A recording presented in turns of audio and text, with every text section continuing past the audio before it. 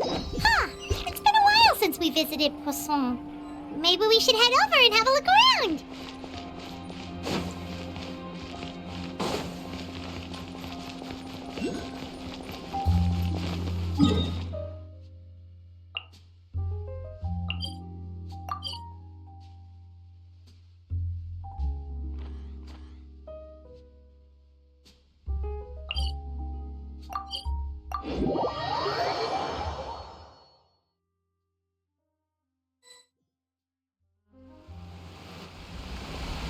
Hey, traveler, Paimon. Oh, Paimon knows that voice! Over here.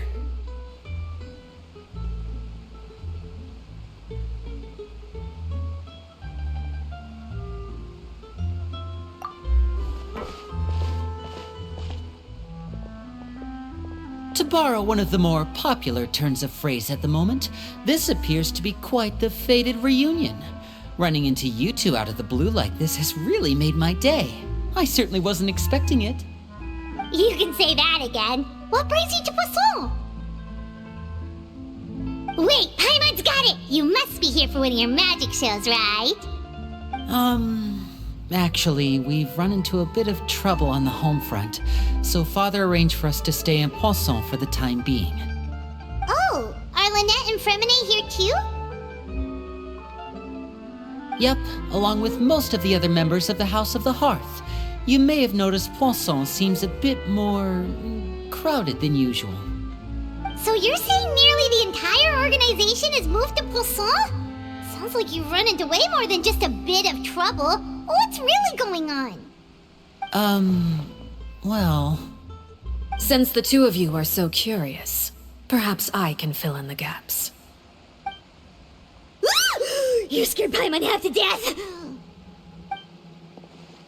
Father, you're here. You know... on second thought, maybe we don't need to know? It's all probably super confidential House of the Hearth stuff, right? We totally weren't trying to pry or anything.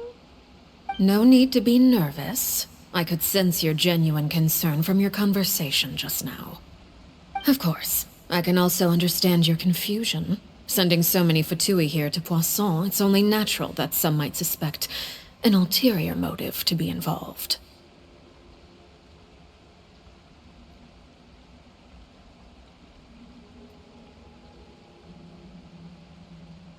I understand. I'm well aware you've had your fair share of confrontations with the Fatui in the past, and I can't exactly guarantee that we'll remain on good terms in the future.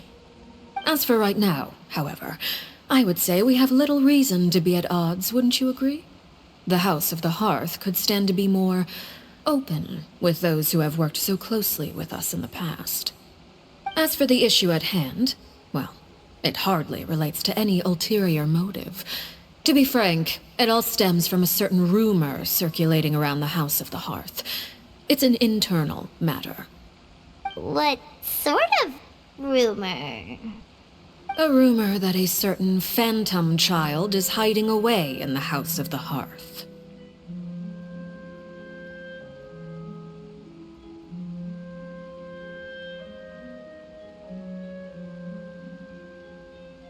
A phantom child? Ooh, just hearing the name is giving Paimon the creeps. A spirit that should have long ceased to exist is lurking in the shadows of the House of the Hearth. So I decided to bring the children to Poisson before continuing to investigate the situation. I expect I should be able to track down the spirit fairly quickly. After that, it's just a matter of resolving the situation, if you will. It shouldn't be much trouble at all. If you're curious, or if you still have some concerns, it might be advisable to stick around for a few days. I'm sure the children would be exceedingly pleased to welcome some visitors. Lenny, I'll leave you to entertain our guests. I have some matters to attend to. Of course, Father.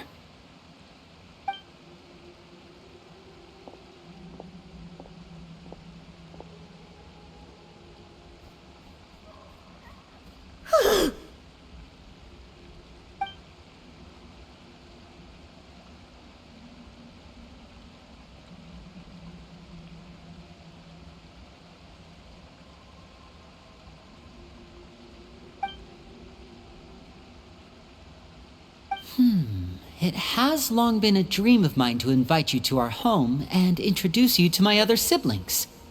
You're quite well known in the organization already. A lot of people have been talking about you, especially after everything with the prophecy. If you're willing, why don't you stay a while and have a little chat with us? Alright. We don't have anything else to do right now anyway. But let's be clear, we're just gonna be there as guests, okay? Don't get any funny. Oh, wait a second. For your guests, that probably means we'll be treated to lots of yummy food, right? Of course. During our stay in Poisson, we've been helping out the locals with some fishing. We bring in quite the bounty every day. In fact, today's the perfect chance for me to show you what I can do in the kitchen. Let's go. I'll take you to where we're staying.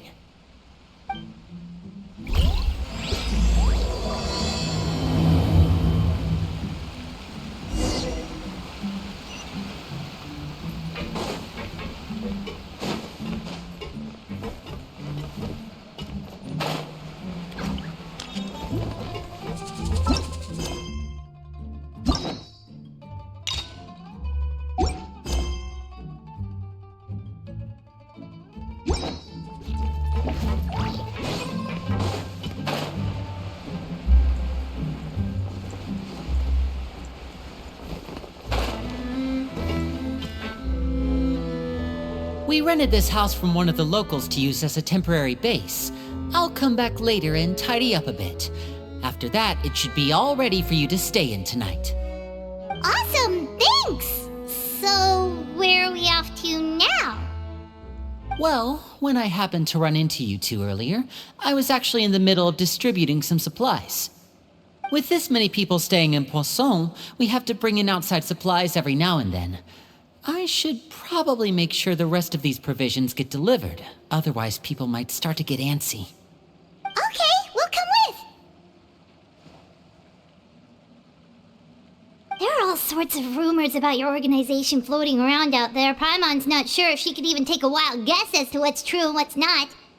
But now that we finally have the chance to see a day in the life of the house, we can take a good look at how you operate! Well, you're more than welcome to come along. Just follow me.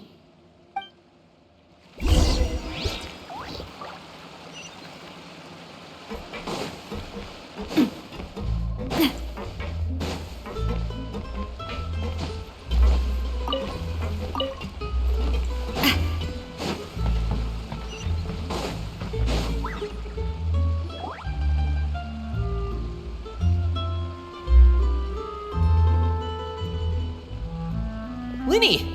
You're finally here. The supplies. I'm assuming you've... Brought them with me? Yep, here you go. Hello? Something caught your eye? It's the Traveler and Paimon! No way! Come here, everyone! Hurry! The Traveler and Paimon are here!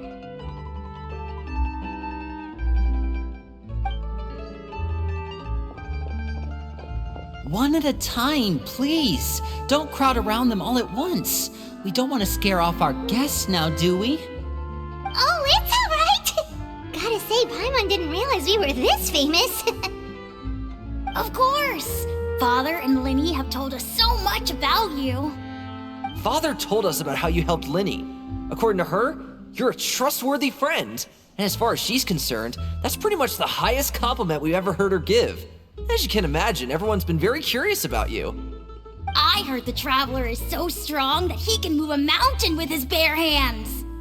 I heard Paimon eats so much that she can clean out the entire pantry at Hotel Tabor in just 3 days. Wait a second! That's the rumor you heard about Paimon? Oh, not cool at all! Oh, wait! When guests visit, you're supposed to give them gifts and stuff, right? Oh, we don't need something like that. Besides, we don't have anything to give to you. Come on, we insist. I can give you some of my new potions. Just pick your poison. And by that, I mean medicine or actual poison. I've got both. Huh? Or maybe Shaplo can teach you guys about stealth. He's super good at it. He's never been caught. Ah, now that's not a bad idea. I know you usually prefer to fight head-on, but it never hurts to expand your bag of tricks, right?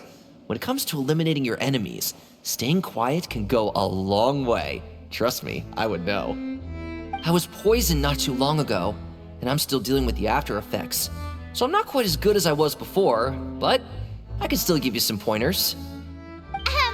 Wait, when you said gifts, I didn't think you meant poison and stealth tactics. But those are the best things we can give you. You don't like them? Ooh, how about this? Tell me the name of someone who really annoys you, and we'll teach him a lesson for you. All right, Fold, Selwar. I think that's enough suggestions for now. When it comes to being a good host, it's the thought that counts. You don't need a physical gift to make our guests happy. In fact, pestering them with suggestion after suggestion might make them more annoyed than anything. I would say your enthusiasm has certainly gotten across. Really?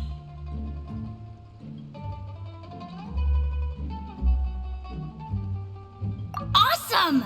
It's been so long since we have had guests to play with. If there's anything you need, just let us know. Yeah, especially if it's poison or something. I've got all sorts of potions for that. Well, we'll talk to you all later. We've still got supplies to distribute. All right, see you later.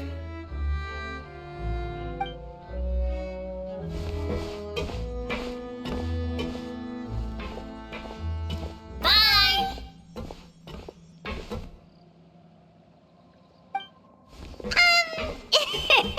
Lenny, about all that poison and stealth tactics talk just now. Scared you, did it? That kind of talk comes with being part of the House of the Hearth.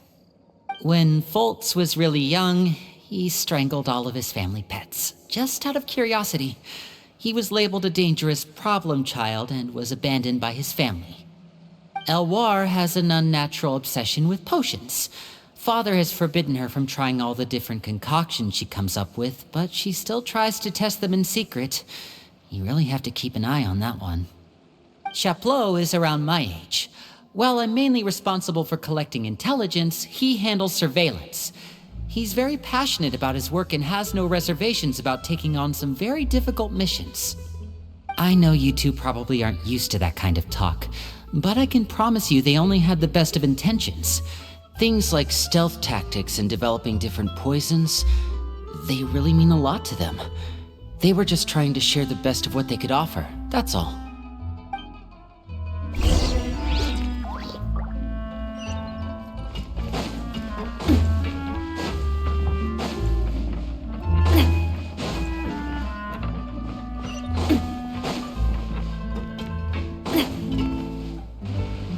Filial, supplies are here.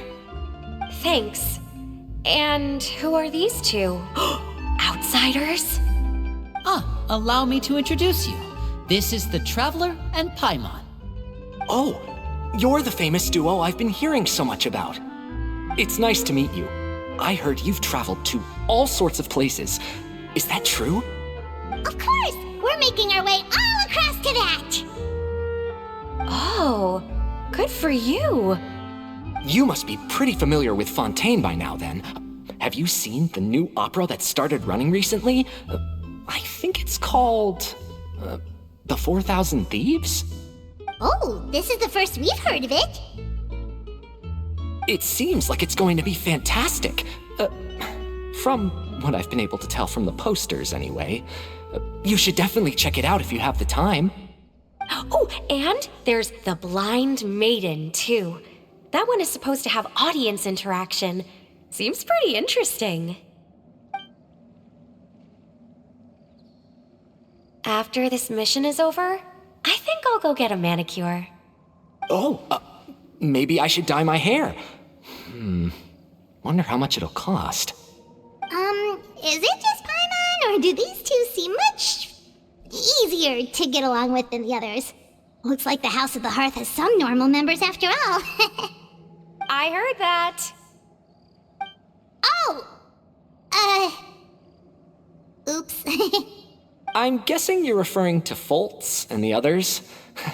Yeah, we're definitely not all like them. I bet those crazies are practically foaming at the mouth right now. I'm sure they just can't wait to get back to Snezhnaya to carry out the plan. That's enough, Filial. Don't talk about family members behind their back, right? Whatever. Let's go. Guess this is goodbye then. If you ever have some time, we should go see the opera together.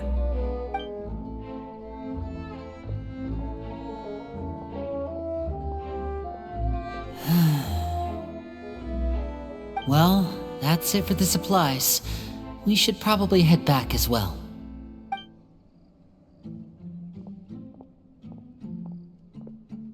Well, they didn't seem too happy with each other.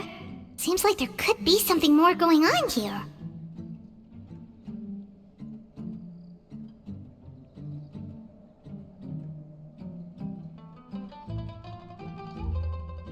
You're right. We're only here as guests after all. Oh, Linny's getting super far ahead. Come on, let's catch up.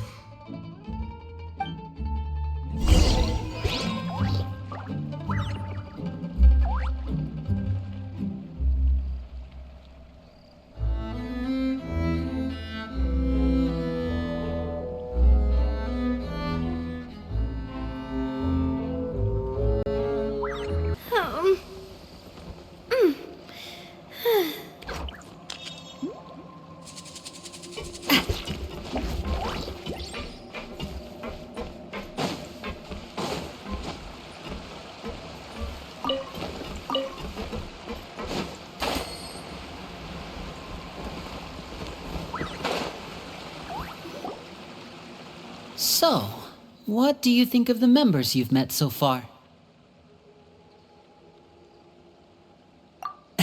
Well, Father is always encouraging us to be strong-willed and independent. So if there's one thing we've got, it's people who aren't afraid to speak their mind.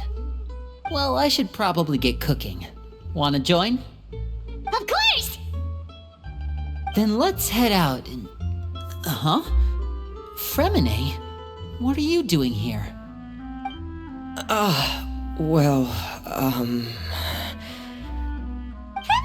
Nice to see you again! You too. I heard you're here as guests of House of the Hearth.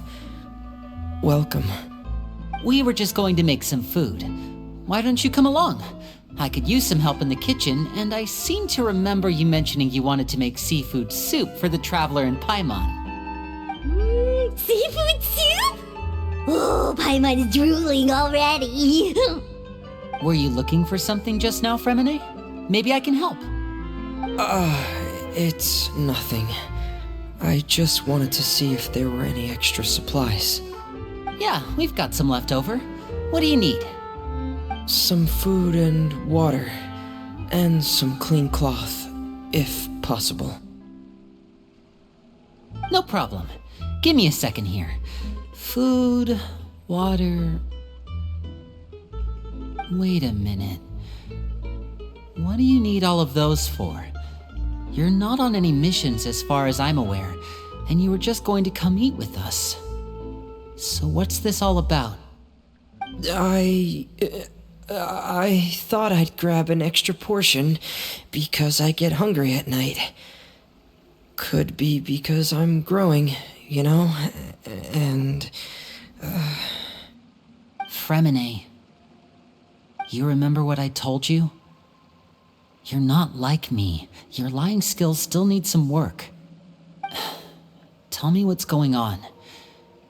Is it really bad enough that you have to keep it from your own brother? Maybe it'll be better if we gave them some space.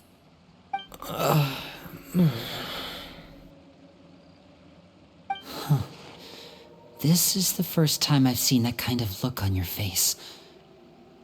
Whatever happened, does it have something to do with Father? Yes.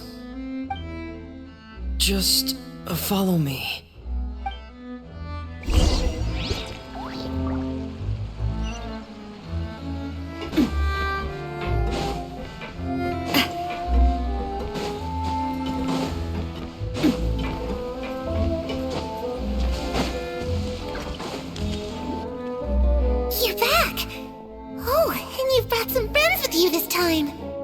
Hello, my name's Linny. I grew up in the House of the Hearth.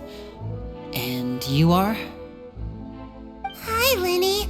I'm also a child of the House of the Hearth, just like you. You can call me Clairvy.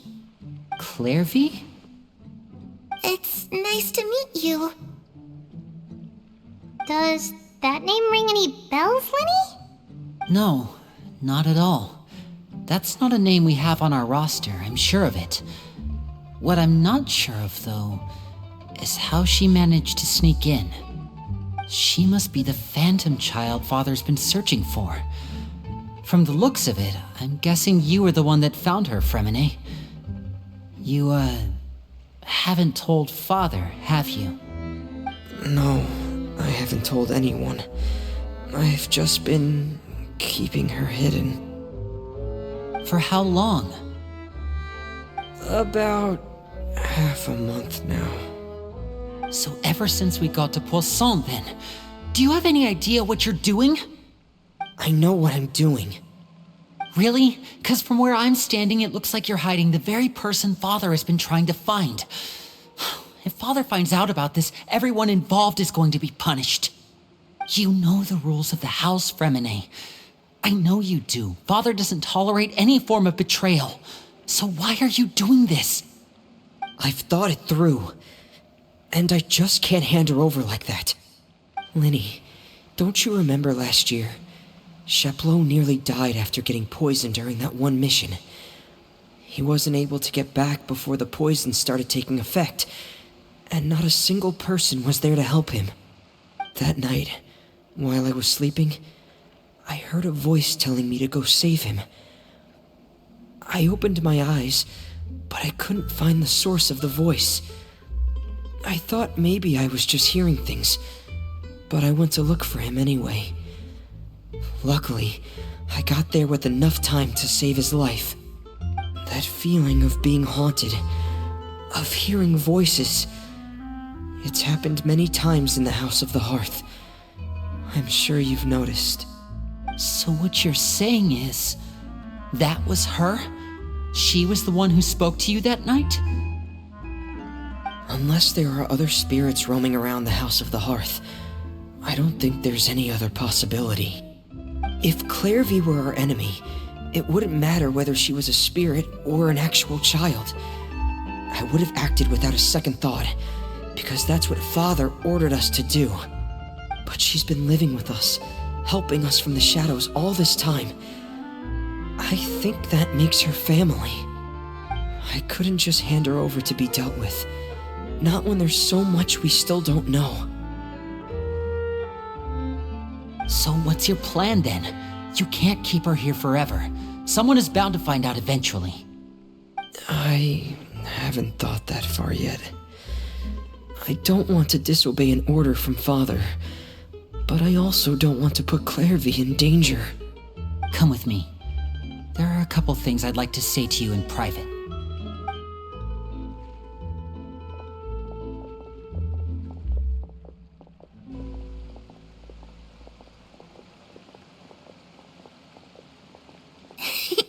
Those two sure care a lot about each other. Well, they got a funny way of showing it. From where Paimon was floating, it sure seemed like they were about to bite each other's heads off. No way! They have a really deep bond. I could tell right away, 'cause I also have a friend like that. I just don't know how long that kind of bond can last. The darkness in the house runs deeper than you can imagine. No one can get out alive. I'm sorry, Linny.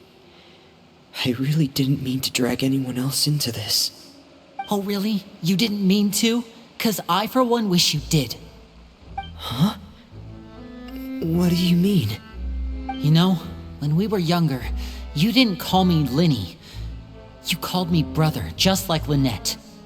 We grew up together, the three of us. We were all orphans, all rescued by Father. Of all the siblings in the House of the Hearth, I think our bond was the closest. Later on, when you started calling me Linny, I wasn't actually surprised. After all, Lynette and I are related by blood. We've had to depend on each other to survive long before we joined the house.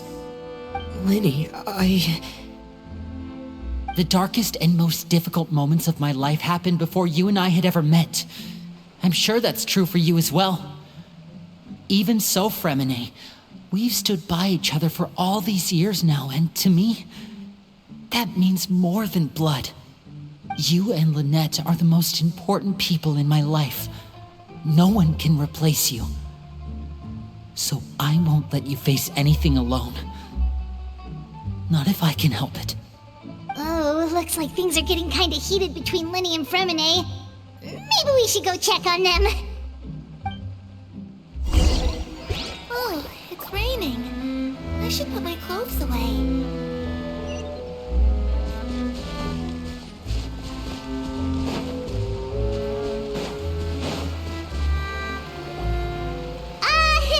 Hey, you two! Hope we aren't interrupting anything. Like a fight, or... Oh, wait a minute, Fremine. You're not crying, are you? Is everything alright? everything's fine. Thanks for asking. Well, we're all friends here, right? We've been through so much together, so if there's anything we can do to help, just say the word. It's just a small family dispute. It's not something our guests should trouble themselves with. In fact, it might be better if your stay ended here.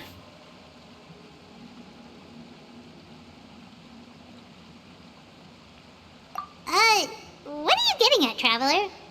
When guests are around, families are often on their best behavior. And any disputes are less likely to escalate. That's what you're trying to say, isn't it?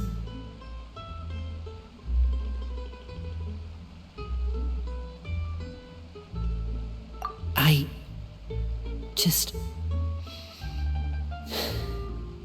Thank you. I was really hoping to keep you out of it. But even if I could think of some other reason to turn you away, I'm not sure I could convince you. I know things could turn dangerous, so I promise you this. From now on, I'll protect you like my life depends on it. Me too. Well, back to the matter at hand then. If we don't plan on handing Clairvy over to Father, then our only other option is to solve the mystery of her identity before Father is able to track her down. That means finding out where she came from and what she's doing here. Then we can send her on her merry way and pretend like none of this ever happened.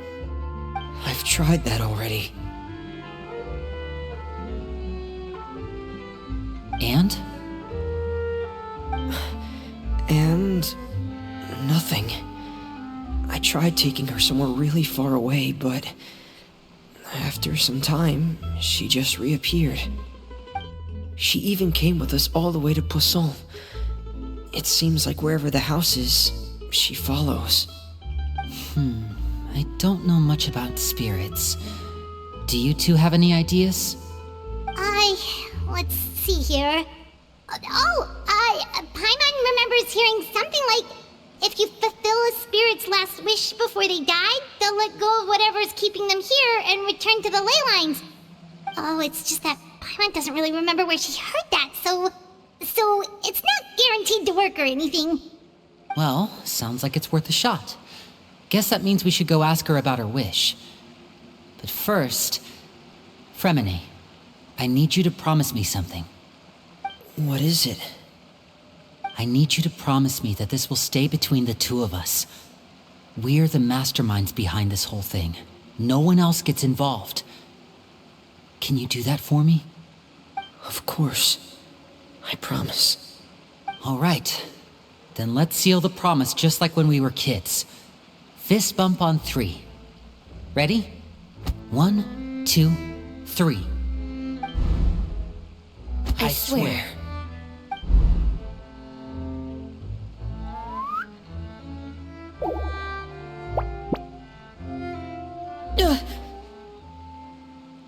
Whoa! Lynette!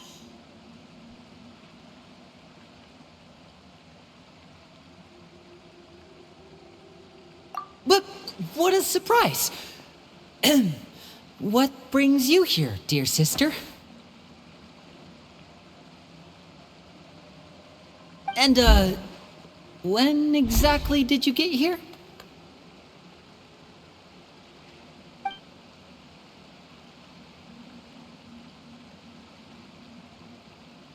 You're an idiot, brother.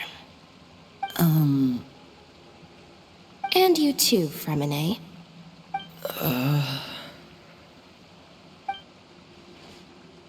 You 3, Traveler. And you 4, Paimon. Wait, what did we do? I've seen Clairvy around the House of the Hearth before. I hadn't seen her in Poisson, so I figured she must not have come with us. But it turns out, you were just hiding her. I heard you talking about your plan. Rather than steering clear of the situation, I'd rather fully join in.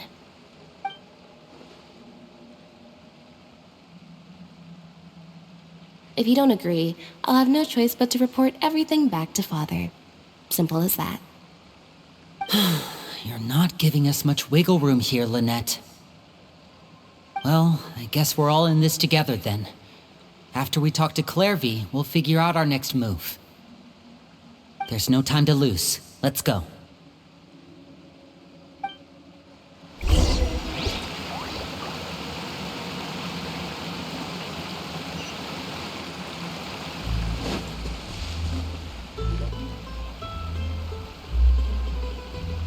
I'm full. Thank you for bringing me this food, you guys. She said she's full, but the food doesn't look like it's even been touched.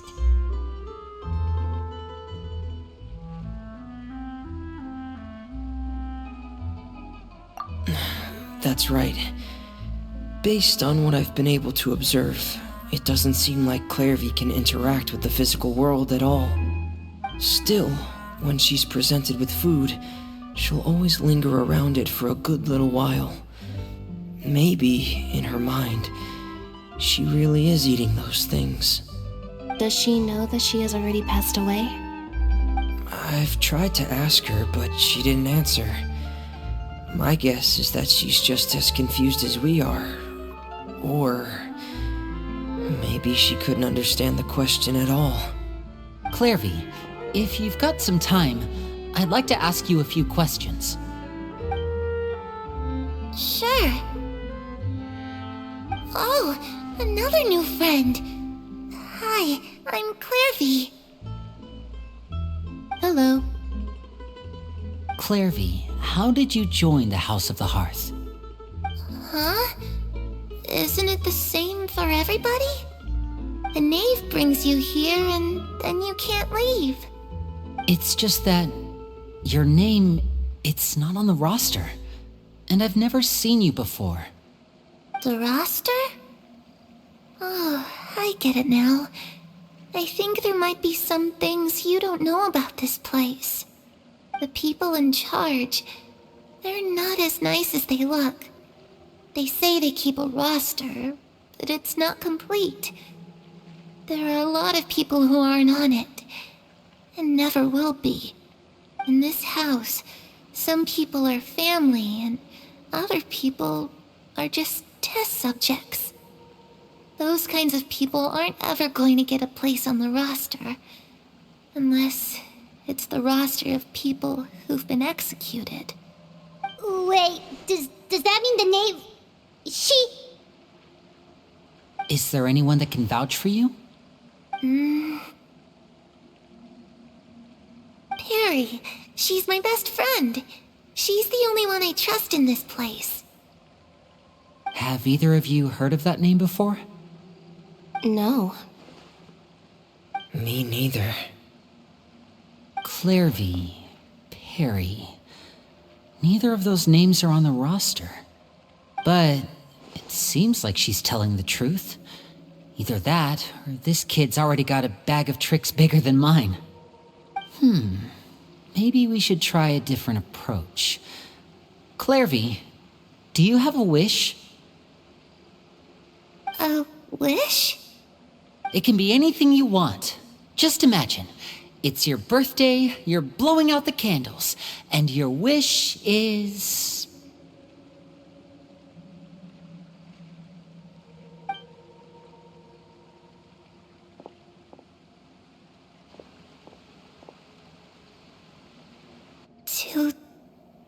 Go outside, where the sun can find me. That's it? Well, that sounds easy enough. The darkness in the house runs deeper than you can imagine. No one can get out alive.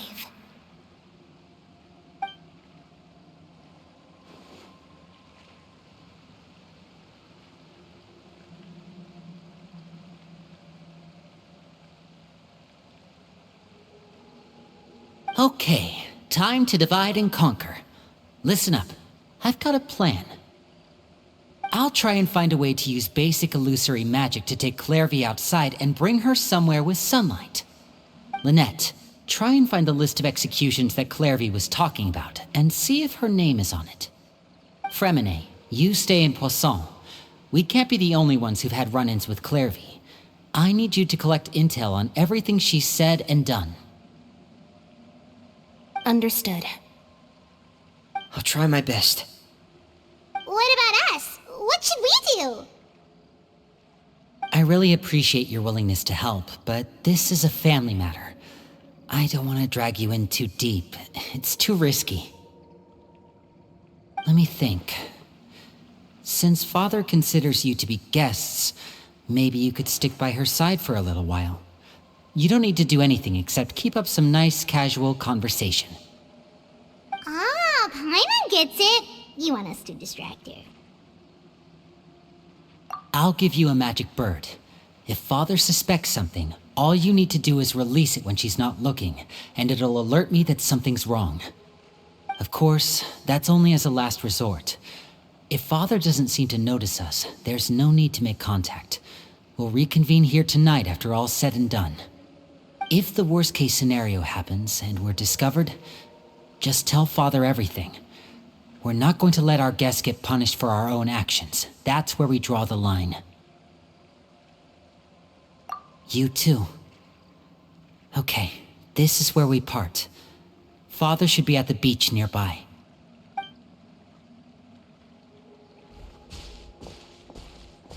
I really hope this goes well. No, it has to go well. That's the only way this can get resolved.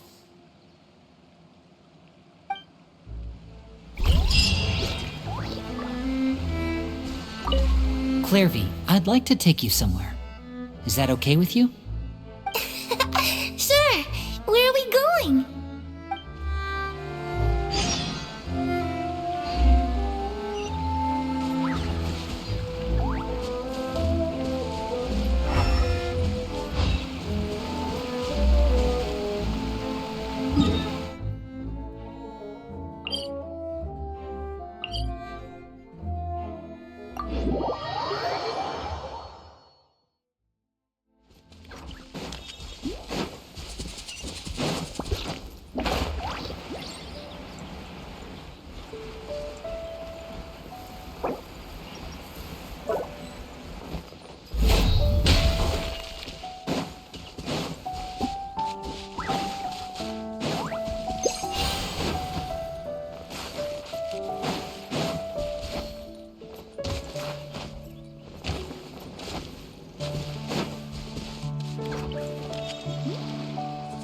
It's the knave!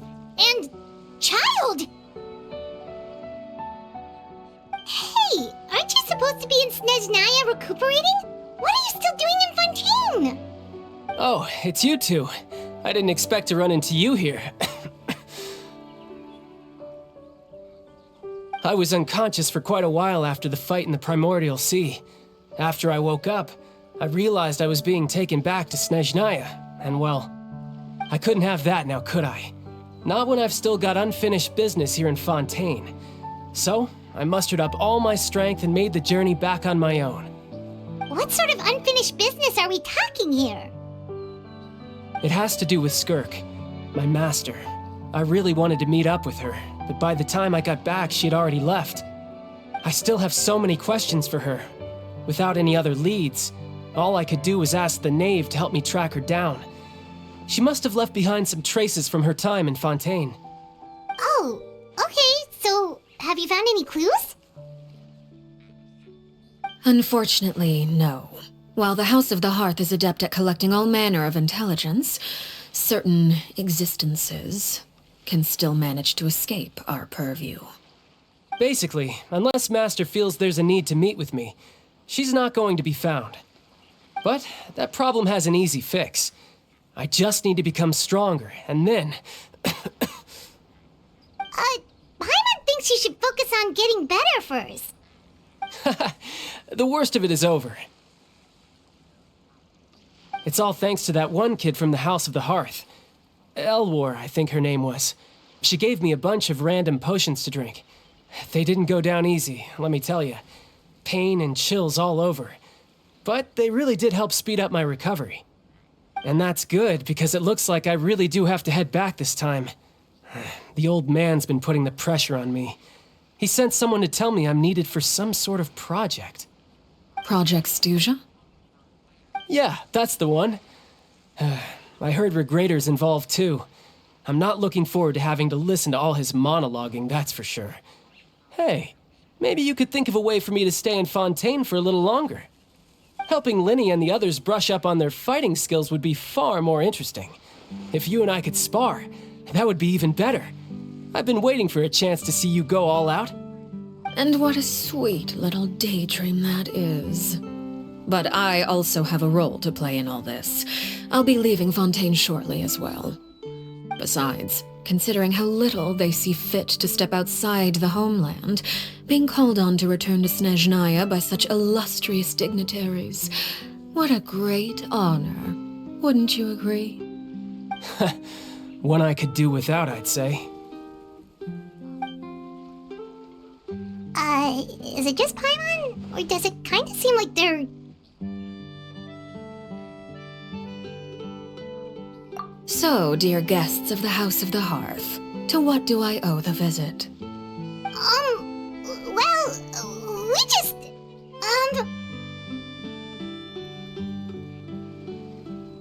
Right!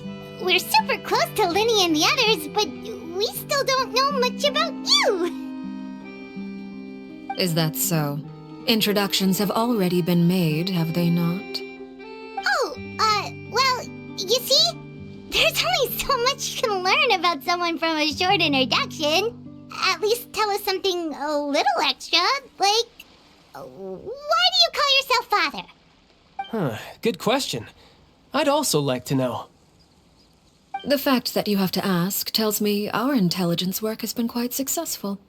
Telling you the answer to that question would only serve to undermine that success.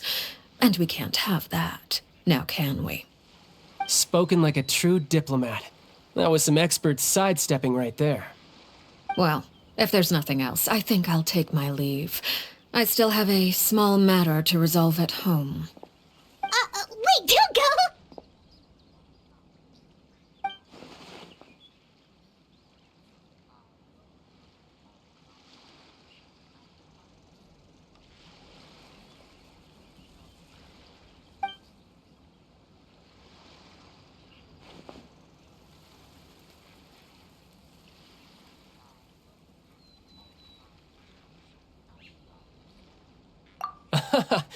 I'd also like to hear the answer to this. I've met some of the members of your organization, and they all seemed like really good kids. They actually reminded me of Tonya and Tusser. Which, by the way, if you ever betray them, I'm just letting you know, I won't let you off easy. And why would I betray them? Well, you've already betrayed the House of the Hearth once, haven't you? At least, that's what I heard.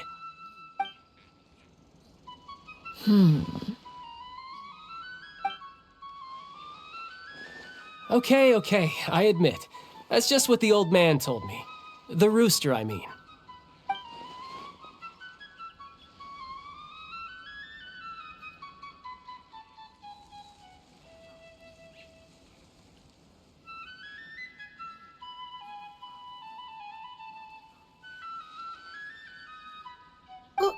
Wait, did you really do something bad to those kids? Never mind what I've done. I'm more curious as to what the mighty rooster had to say. Care to enlighten me? Well, nothing much. Just some stuff about you taking out many other members of the House of the Hearth, and even going so far to attack your own family. I see. Oh, based on your reaction, I'm guessing it's all a bunch of lies. Hardly.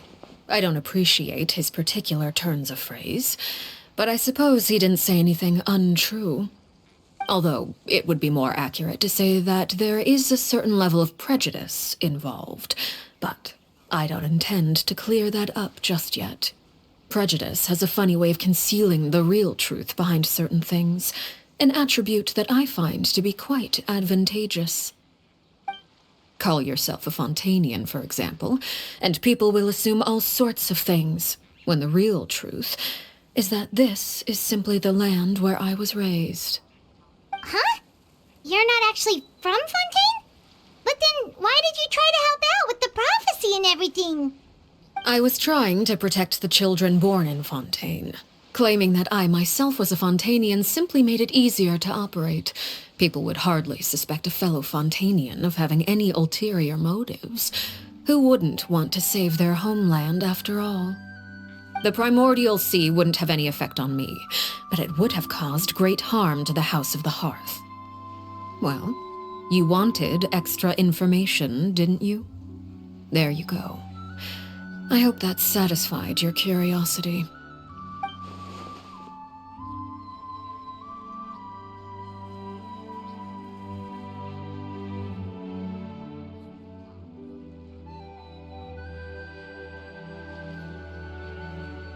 So, you stayed in Fontaine for the kids. I guess I was wrong to believe you'd betray them. Apologies. Looks like I was holding on to some prejudices myself. Good. Like I said, I like it when others have misconceptions of me. Actually, while I was recuperating at the House of the Hearth, there was something else that really caught my attention. I heard that members always resolve disputes and arguments with a friendly spar, and the loser has to back down. Seems pretty cool if you ask me. Would also give them plenty of opportunities to hone their skills. Well, that's only a recent development. In the past, such spars weren't nearly so friendly.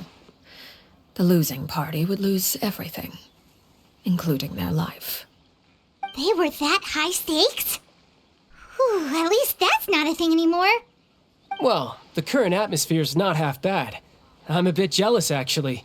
You've got so many family members around you, and you even get to live with them. Having a lot of family around means dealing with a considerable amount of bickering and scheming. Once Tonya and Tusser enter their rebellious phase, I'm sure you'll understand. Just imagine. Tusser becomes obsessed with plucking out strands from the rooster's mustache, or Tonya decides to dye her hair 42 different colors. Okay. I get the picture.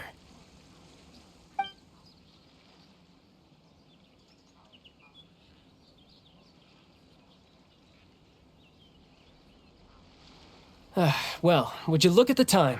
I should probably get going. Traveler, Paimon, I'm not sure where our paths will cross next, but the next time we run into each other, we should definitely try and find some time to spar. Again, maybe this is a conversation we can have when you look less like you're gonna kill over. All right. Well, thanks for everything, Arlecchino.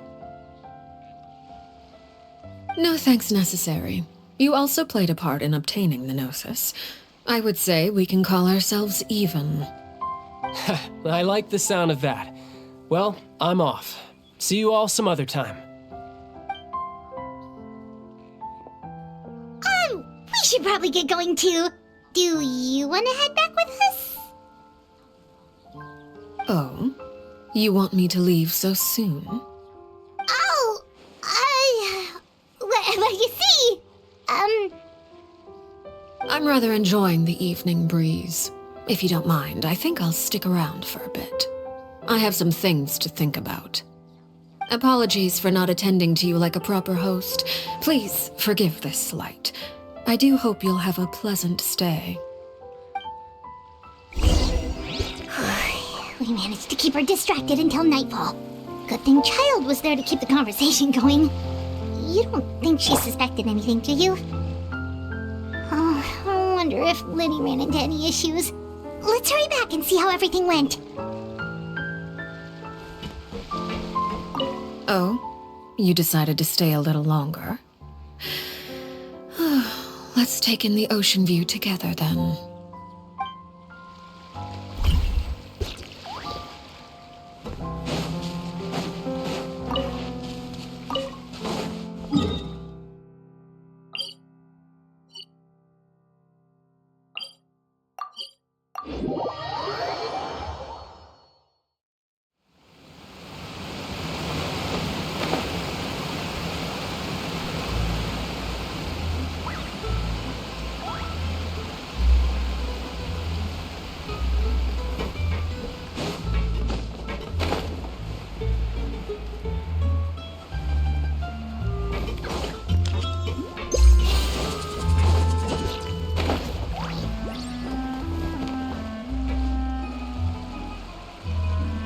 Linny, how did everything go? Well, long story short, we ran into a small issue. Clairvy can't go into the sunlight.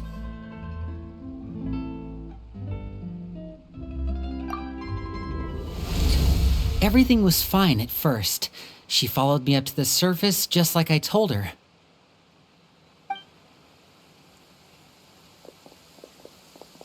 But as I led her out of the shadows and into the sunlight, she vanished. I turned around and there she was, standing at the edge of the shadows, silently watching me. Huh. Maybe she's afraid of sunlight, or... No, it wouldn't be her wish if that were the case. Well, we could always try pushing her into it. Oh, true. I've pretty much tried it all already. Nothing worked. Eventually, the sun went down, so all I could do was bring her back here. How did it go with you, Lynette? Good. I've got the list. It's right here. Really? Well, what are we waiting for? Let's take a look!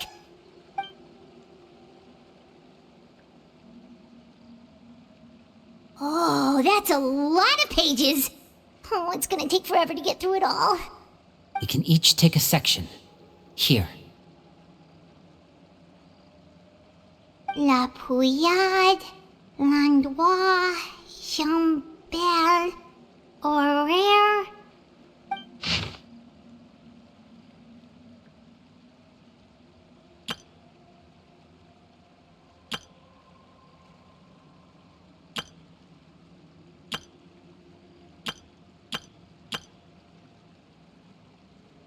Oh, yikes. That Aurore guy has a huge scar on his face. He's kinda giving Paimon the creeps. I've met him before. The scar is from an injury he received during a mission. I still remember him joking with me about it. He said any future lover would take one look at him and then lose all interest. Did he say anything else? Well, I asked if there was someone he was interested in. He said no, and that's where our conversation ended. It was only later that I learned he really did have someone he liked. He risked everything to escape so he could be with her, but it didn't work. One day, Father asked to see him, and, well, I never saw him again after that. Wait, so that means the knave, she... It may seem cruel, but it's just one of the rules of the house. Betrayal is not to be taken lightly. We know too many secrets to come and go as we please. So, if you do try to leave, you pay with your life.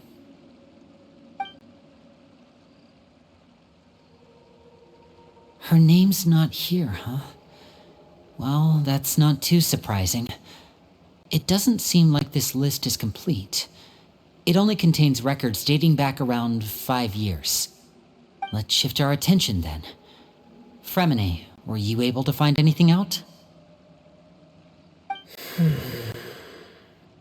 Fremine. Sorry. I was thinking about something. I managed to talk to quite a few people, but I couldn't help but notice that the atmosphere in the house was a little... strange. Strange. Yeah, I mean, I know there have been arguments in the past, times when people haven't gotten along. Chapleau and Filiol are a good example of that.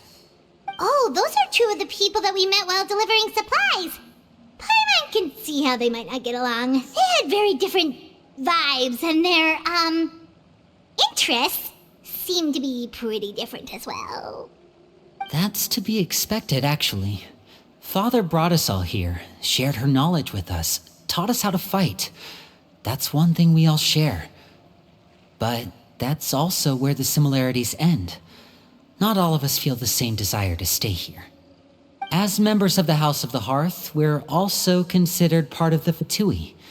And to a lot of people, that's an identity they never asked for. Certain members get older and realize they want something else for themselves. But considering the rules of the house, most people would never say that out loud. People like Chapleau and Foltz are loyal to Father and her vision. They're proud to be part of the Fatui. Filiol and Nantoy, on the other hand, well, they aren't quite as enthusiastic. These kinds of conflicts have always been there. It's not like Father is in the dark about any of this. Well, that's true. But it just feels like things have gotten worse lately. Filiol and the others, it seemed like they were meeting in secret to talk about something. I can't say for sure, but I think they've met Clairvy. You think she's been inciting them to act out? No, not exactly. But I wouldn't be surprised if she said something to them about the darkness in the house and how deep it runs. She's told me about it before. Experiments being run on children. People being used as pawns on the battlefield without so much as the strength to survive. And they just believed all that? Without any evidence? Clairvy's words probably gave them the excuse they were looking for. Whether they actually believe them to be true is secondary. This is all because of Project Stuja, isn't it? Whoa. Hold on a second. What's this Project Stuja all about, huh? This is the second time it's come up now. Sorry, but I'm not sure of the details either. I only know what Father has told us, which is that it's something the Rooster and Regrator have been working on together. Apparently, it has to do with the Fatui's strategic plan for the future. Because the House of the Hearth was so successful in obtaining the Gnosis, we now have the honor of playing a key role in Project Stuja. Wait, but isn't that a good thing? Key role is just another way of saying dangerous role. To us, the whole thing is an inconvenience. Father thinks so too, but she's in no position to refuse. Their plan isn't exactly unreasonable, and they've been funneling the house a lot of funding. It's just that we'll lose a lot of members in the process. Participating in the plan, it's an honor in name only. What they're really trying to do is subdue us. The existence of an intelligence organization outside their control makes them feel uneasy.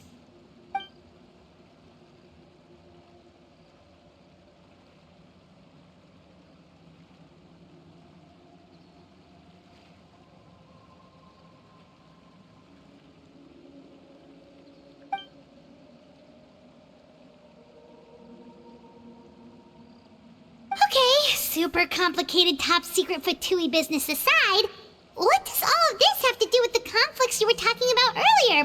Paimon doesn't get the connection. External pressure has a way of exacerbating internal strife. You can't overlook the power of fear either. People are afraid of dying, and that fear is often the impetus for a lot of stupid decisions. I thought resolving the Clairvy situation would make everything go back to normal. But it looks like things are more complicated than I thought.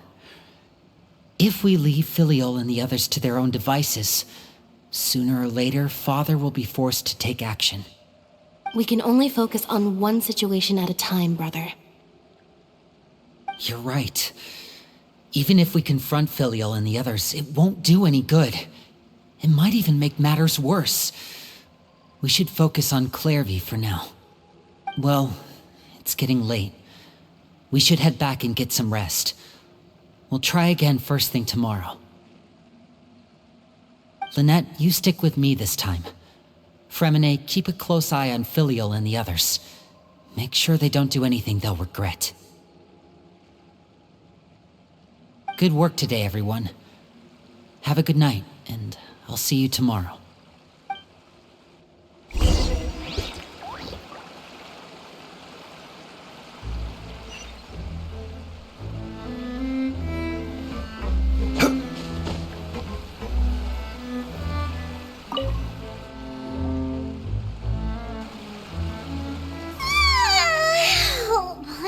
Looking forward to an early night, but she can't sleep at all.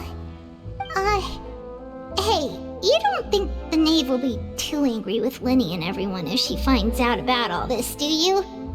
She's even scary when she smiles. If she were to actually get angry... Ooh, you have to protect Paimon if that happens, okay, Traveler?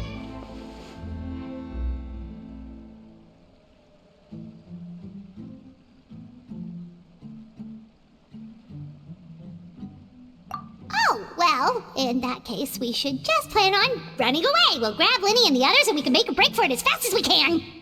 Look! Look over there!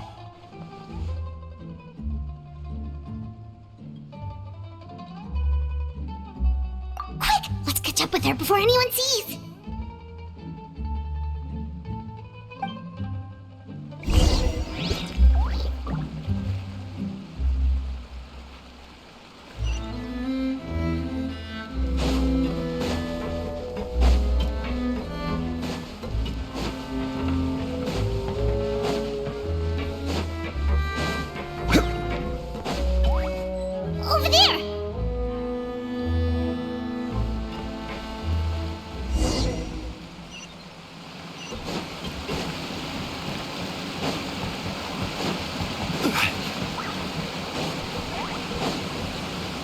Where is she going? Oh, if someone sees her, we're toast!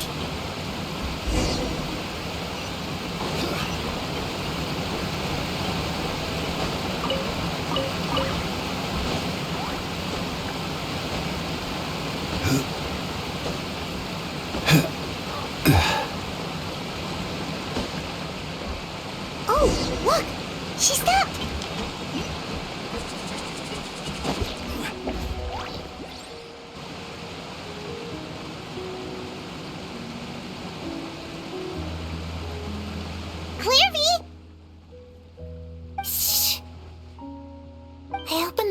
While no one was looking.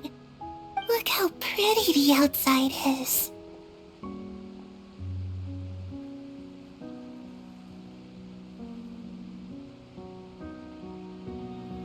If only I could have more than this. You probably think I'm being silly, huh? All this hopeless resisting. It's better to dream of what I could have than try to make it a reality, right? Please, help us get on the same page here, Clary. We need you to tell us what you know. Can you do that? Sure. Although, after you hear all this, I think you might regret that decision. Everyone in this family is nothing more than a tool. Something to be used and exploited. We're all expendable. Including me. As long as you're useful, you get to stick around. Lose your value, and you're handed over to the doctor, experimented on, and given a fate worse than death. I've seen it happen again and again, and I've had enough. You're saying the knave did all that? It's just, that doesn't seem like something she would do. She's scary and all, but it seems like even she has lines she wouldn't cross. I knew you wouldn't believe me. Everyone thinks she's a good person. They all think of her like a real mother. Mother? But she doesn't deserve that title. She's disgraced it and tarnished it. And if I had things my way, I'd never see her again. If only Perry were here, she'd understand. Perry? There's that name again. Also, Paimon's getting a strange feeling. It almost feels like she's not really here with us. Paimon can't tell if she's actually talking to us or if she's mistaken us for someone else.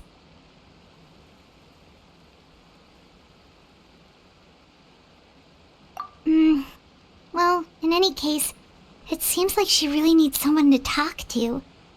We should keep her company for a little longer. She looks so young.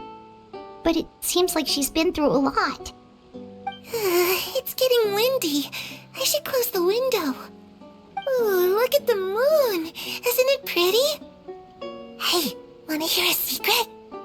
I heard that if you look up at the night sky in Snezhnaya, you can see the aurora.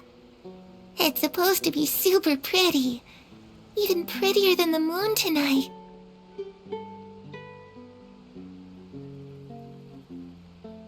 Perry and I promised each other that once we're older, we're gonna go see it together. But I can't find her. I'm worried she's also been... No, that wouldn't happen to her. She's special. Mother likes her a lot.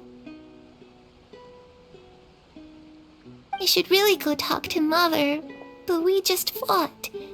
She doesn't want to see me, and I'm too scared to face her. What should I do?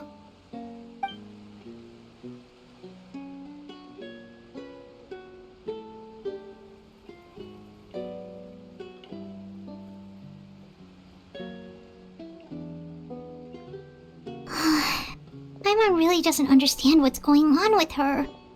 Well, let's head back. We've got an early morning tomorrow.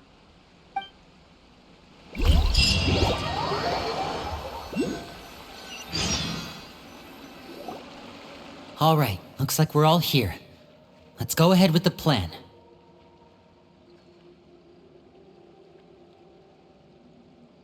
Oh? What is it?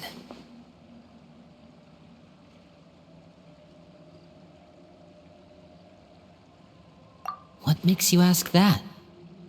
Well, we kinda ran into Clairview last night, and that's what she told us.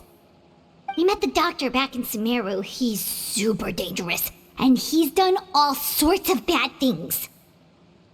It's possible that Father and the Doctor have had certain dealings, but I don't think Father would work with him. We're not really on the same side, so there's not a lot of trust between them. That doesn't exactly set the stage for a successful partnership.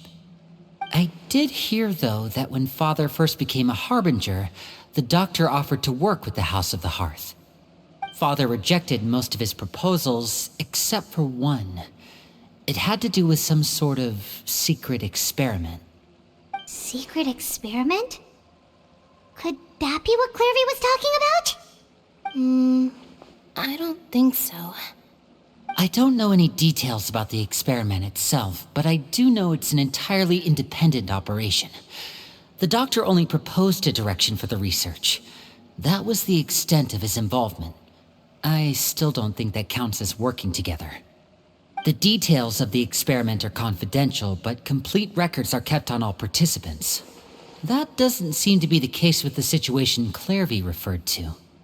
I know you don't agree with some of the Fatui's methods, and I'm not asking you to. But I am asking you to trust us on this. The House of the Hearth has its own principles. There are certain lines we're not willing to cross. Alright, that's good to hear at least. Clairview seems to think the Knave and the Doctor worked together to do something horrible. If that turned out to be true, Paimon doesn't know how he would even face you guys. It's just that it doesn't seem like Clairview is lying either. The easiest thing to do would be just ask the Knave directly, but Paimon doesn't think she'd tell us.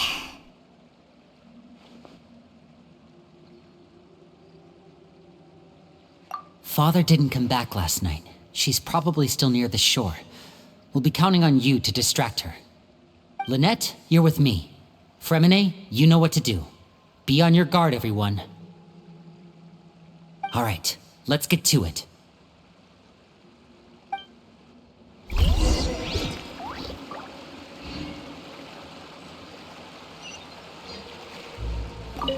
Where are we going today? Let's try somewhere further away this time.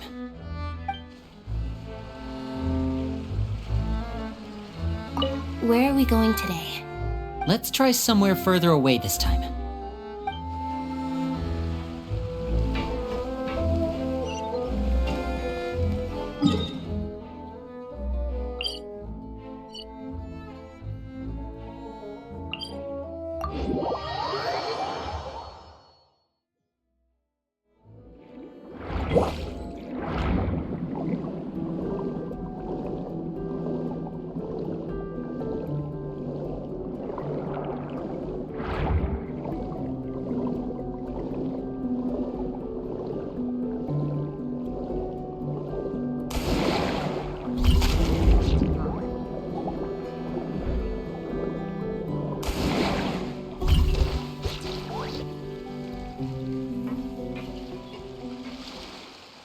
Ah, it's you two again. I must say, you look a bit pale. Did you have trouble sleeping last night? A little. Perhaps if you had less on your mind, you'd be able to absolve yourself of such troubles. So what are you planning to do now? Catch up on some sleep? Or should I give you some time to rack your brain for a topic to discuss before I ask any questions? Although I must profess to being curious. Without child here, how do you plan on distracting me? Us? Distract you? A good one. But no, we were just here for a chat. Looks like you could have used some extra time to think. No matter. If you don't have any other plans, why don't you accompany me somewhere? Don't worry. I'll be sure to steer clear of any scheming children. The ocean breeze is sure nice today.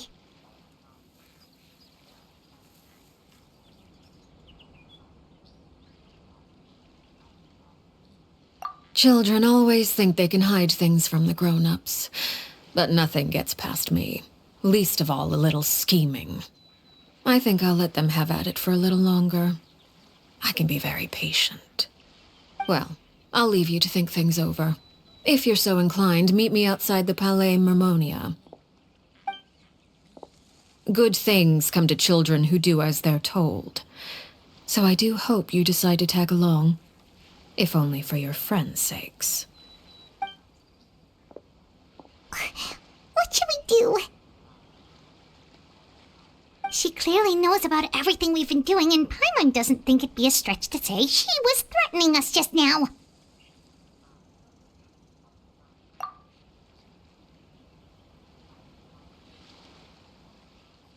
Oh, good idea. Hopefully he sees it in time. Well, we should probably head to the Palais Mermonia. Paimon doesn't want to find out what happens if we don't show up. Based on what the knave was saying just now, it sure didn't seem like it'd be anything good.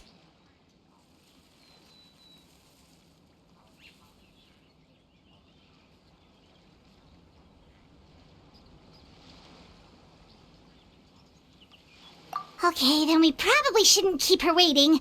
It seems like Lynn and the others are on thin ice, so let's do our best to not get them in any more trouble.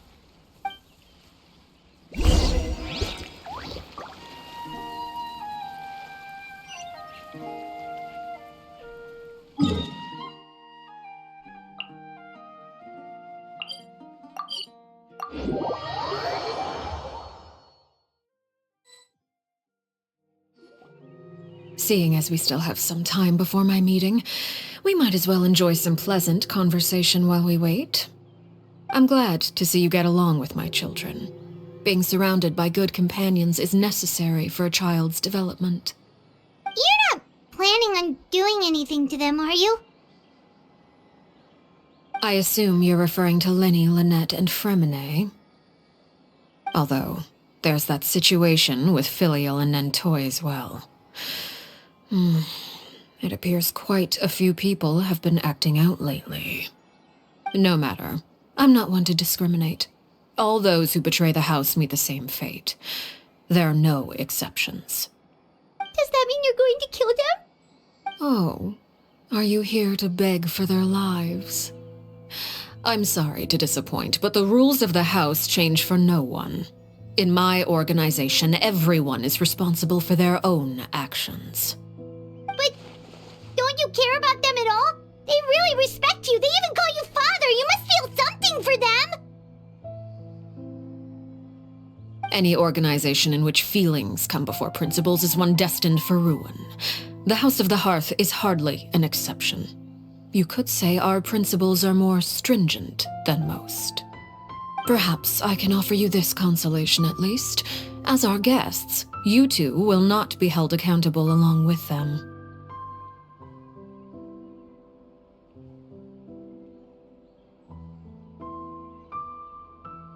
I would imagine Linny, Lynette, and Fremine will be able to keep their lives. As for Filial, Nentoy, and the others, I'm afraid there's little I can do. They can try to escape, but once you know our secrets, there's no getting out alive. But that's awful. Ah, you seem concerned. Out of consideration for my guests, I suppose I could turn a blind eye for a little longer. If Linny and the others manage to dispose of Claire V in the meantime, all evidence of their wrongdoing will be lost. In that case, I could hardly punish them for something I couldn't prove. If their efforts are unsuccessful, on the other hand, all will be held accountable, and the punishment will be severe.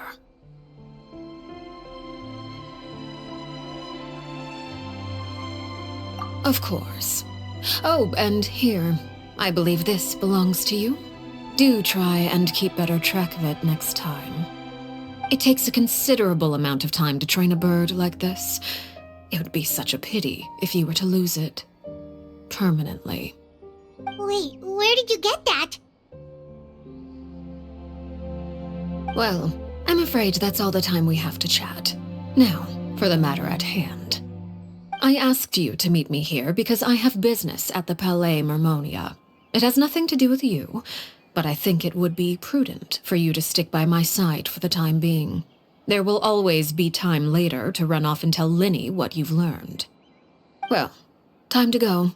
Looks like we wrapped things up just in time.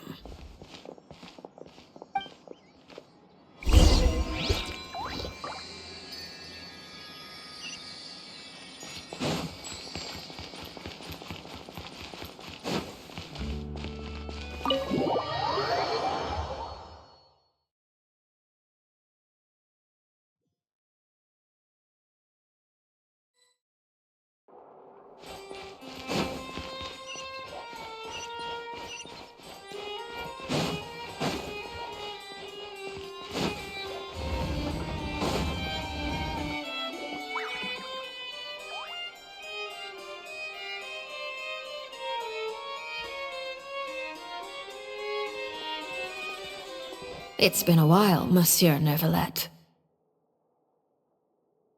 I must say, I wasn't expecting my meeting request to be approved quite so quickly. The Palais Mermonia operates with an efficiency worthy of admiration. It is only right that an esteemed diplomat such as yourself should be afforded the proper level of respect. Although, if I may speak plainly, I must confess that I did not anticipate we would have the occasion to meet again after presenting you with the Gnosis. I see you brought the Traveler and Paimon with you as well. If I may inquire as to the purpose of your visit. I'll be departing Fontaine shortly. There is, however, an outstanding matter that I would like to see resolved before I go. It requires a rather lengthy explanation, I'm afraid. So I took the liberty of explaining everything in this proposal. Please review it at your leisure, Monsieur Neuvillette.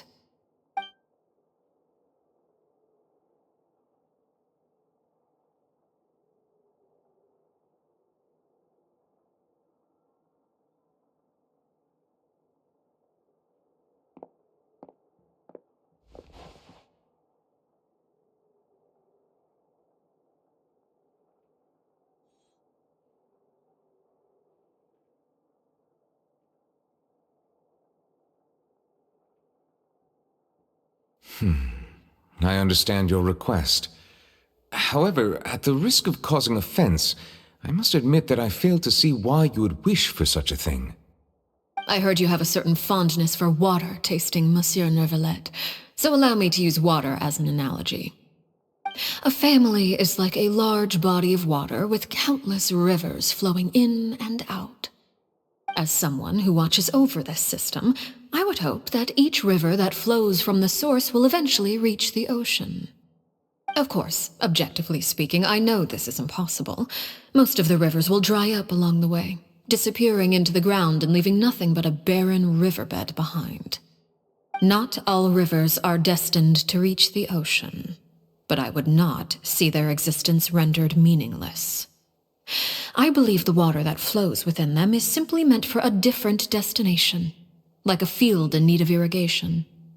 Or perhaps the glass of a certain water-tasting enthusiast. Did you get any of that, Traveler?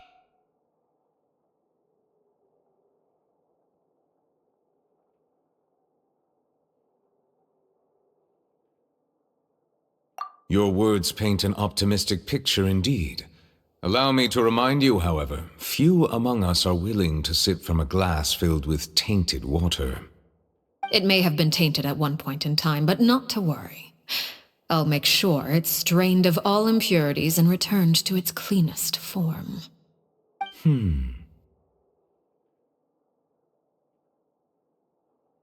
I seem to recall there being a transactional aspect to your proposal. Perhaps you could expound on that? If you accept my proposal, Monsieur Neuvillette, I will gradually withdraw my forces from Fontaine. And, unless absolutely necessary, I will no longer carry out any special missions within Fontaine. I presume I can take your words to mean that, in the future, cases similar to the Tartuffe assassination will cease to cross my desk? Tartuffe? Ah, that thief who embezzled funds from all those charities, you mean? My deepest condolences to his family, but without any evidence, I cannot imagine how the House of the Hearth might have been involved in his passing. Of course, if you accept my proposal, Monsieur Neuvillette, I'm sure certain measures could be taken to reduce the frequency of such troubles. You choose your words carefully indeed. In that case, I am inclined to accept your proposal. My thanks for your generosity, Monsieur Neuvillette. Well, with that settled, we should be going now. I took the liberty of bringing along 2 bottles of spring water from Snezhnaya for you to enjoy. I do hope I get the chance to hear your impressions. Perhaps at our next meeting, yes? Indeed. I trust you would not overlook your commitment in the meantime. All right, Traveler Paimon. Time to go.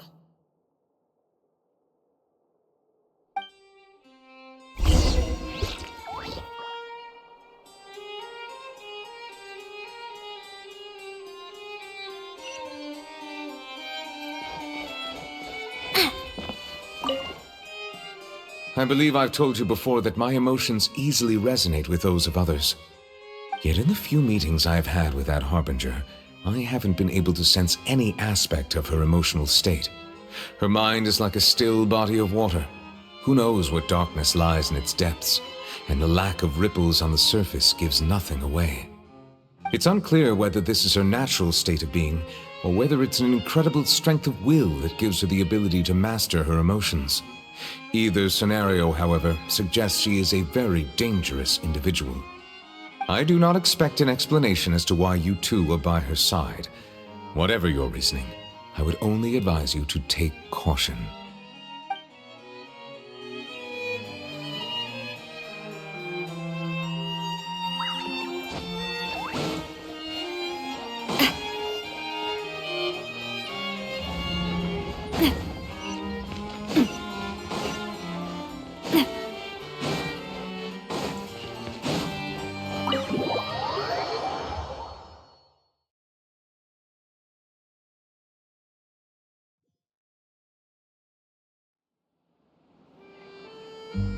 So, what exactly were you talking about back there?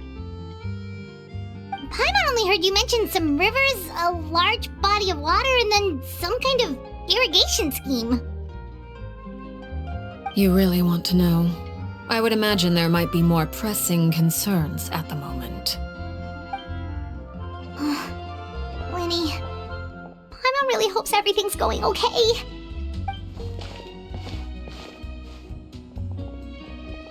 Oh, Paimon recognizes that look. You've got your tiki cap on, don't you, Traveler?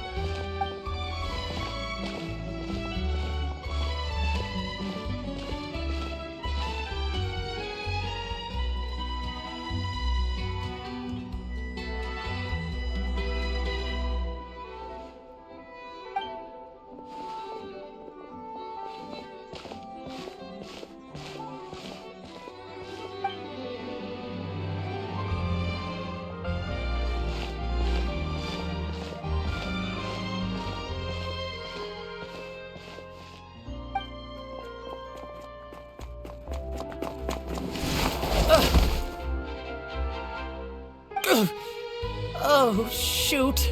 Are you alright? Oh, jeez. I'm so sorry. I was so focused on selling these papers, I wasn't looking where I was going. Well, let me make it up to you at least. Here, take this paper. On the house.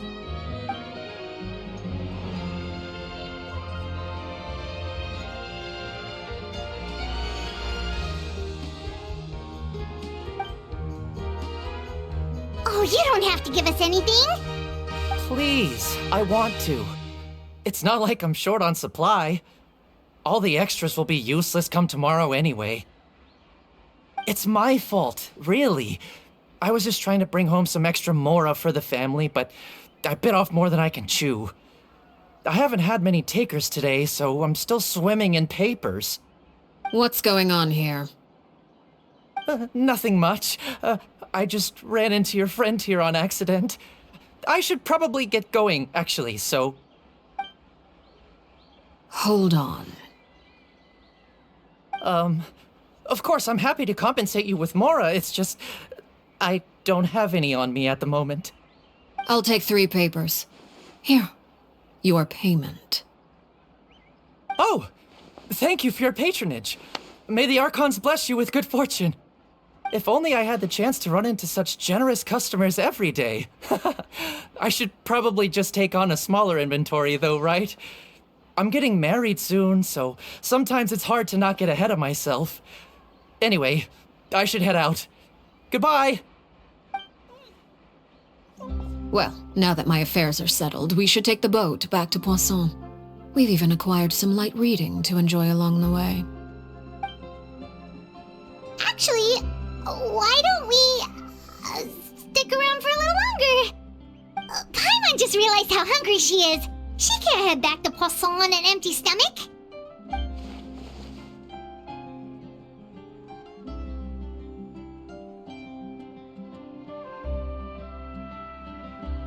It appears you two are under the impression that delaying our return will somehow alter the situation in your favor.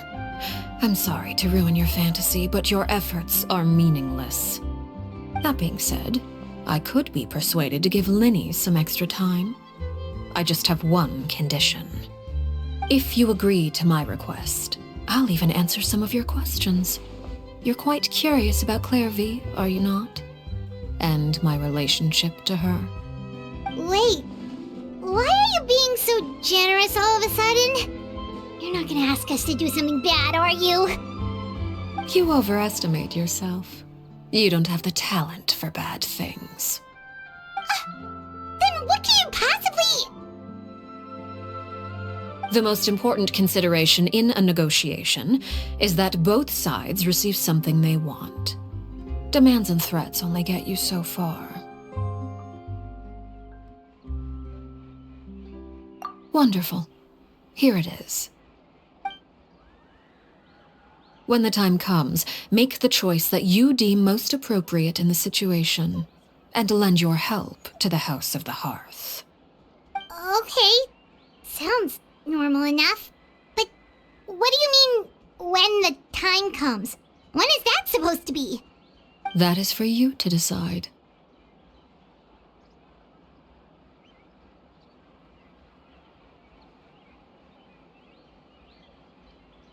Then we have a deal. Follow me.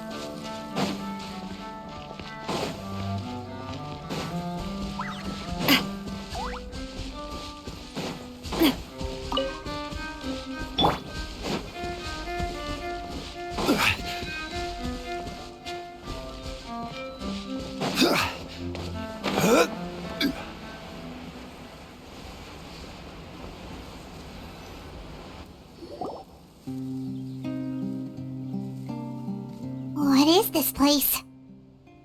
Somewhere long forgotten by everyone. It used to be a grand building. Now it's nothing more than a pile of rubble.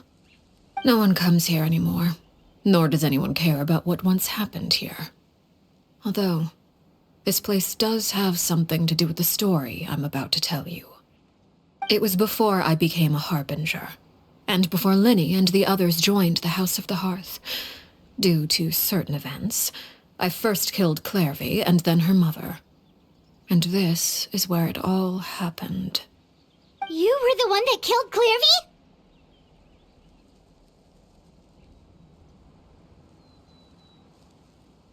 Patience now.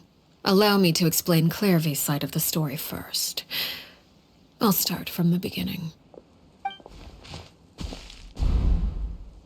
Clairvy was 6 years old when she was brought by her mother, Crucibina, to live in the House of the Hearth. From the outside, it seemed like a fairy tale. A thriving family made up of kind adults and friendly children. Crucibina was the knave at that time, and the House of the Hearth was under her control. She was Clairvy's mother by blood, but she was also the mother to all the children in the house. Clairvy was happy here, for a time. But she quickly realized that being part of this family wasn't a fairy tale at all. It was a kind of purgatory. Purgatory? Exactly. The House of the Hearth takes in war orphans from all over Tevat. But as for how to raise them, that depends entirely on the person in charge. Crucibina came up with a novel idea. She would teach the children to fight, force them to duel each other, and then crown as the king of the house the child who proved themselves most worthy of inheriting her title. It's difficult to estimate the number of children who died or were maimed in the process. There's little I can say about the ones who died. The ones that emerged with permanent injuries, on the other hand, well, they still served a purpose. They would be handed over to the doctor to be experimented on, or sent away on dangerous missions. Nothing more than tools to be used and then discarded. So those were the experiments Clairvy was talking about. But what actually happened to her? You said that Clairvy was Crucibina's daughter, so if Clairvy tried to convince her to stop what she was doing, Crucibina probably would have listened, right? Despite being Clairvy's mother, Crucibina cared little for her daughter. She forced Clairvy to join the House of the Hearth only as a means to demonstrate her own impartiality as a mother, to prove that she treated all her children equally. Clairvy did try to convince her mother to change her ways, but it was to no avail. After her efforts failed, the only other option was to rise up and try to fight back. Unfortunately, the other children had already been thoroughly indoctrinated into the illusion of happiness Crucibina had created. Of course, there was one exception. Someone Clairvy's age who knew the truth about the House of the Hearth. Her name was Peruere.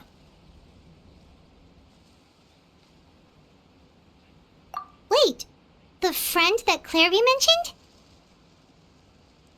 Friend, huh? I suppose we can call her that for now. Clairvy was a cheerful and passionate person with a tenacious spirit. Peruere, on the other hand, was rather cold-blooded. Her cold-blooded nature allowed her to see through Crucibina's facade. Yet, it was also this cold-bloodedness that prevented her from acting against it. At least at first. While Clairvy longed for freedom, Peruere was convinced that, amid all the fighting and violence, she would make it until the end.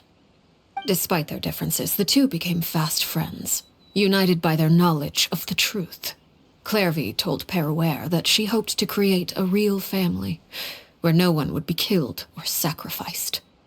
There may have been a certain naivete to her ideas, but Clairvy proved her determination many times over. She tried countless times to run away, ask for help, or expose the truth. But her efforts only earned her beating after beating. The only thing that kept her going was her strength of will. Even with her body racked with pain, she would still stand on her tiptoes and open the window at night. She and Peruere would look out at the moon together, a fierce longing for freedom shining in her eyes. But one day that light simply vanished. Oh no. What happened? Her hopelessness resulted from a culmination of things. 10 years had passed. 10 years worth of failure after failure. She and Peruere weren't children anymore, but finding any chance to escape still seemed as hopeless as ever. It was during this time that Peruere suggested a new plan. If escaping was out of the question, why not take down the very person sitting on top of this throne of lies? Mother herself. Clairvy rejected that proposal. She claimed that, as a famous harbinger, Crucibina possessed an unimaginable amount of power. Trying to kill her would have an incredibly low chance of success. Clairvy never gave another reason, but Peruere could see it written all over her face. Clairvy still thought of Crucibina as her mother. Killing her own flesh and blood was a line she couldn't bring herself to cross. If she couldn't escape and fight back, then only one option remained.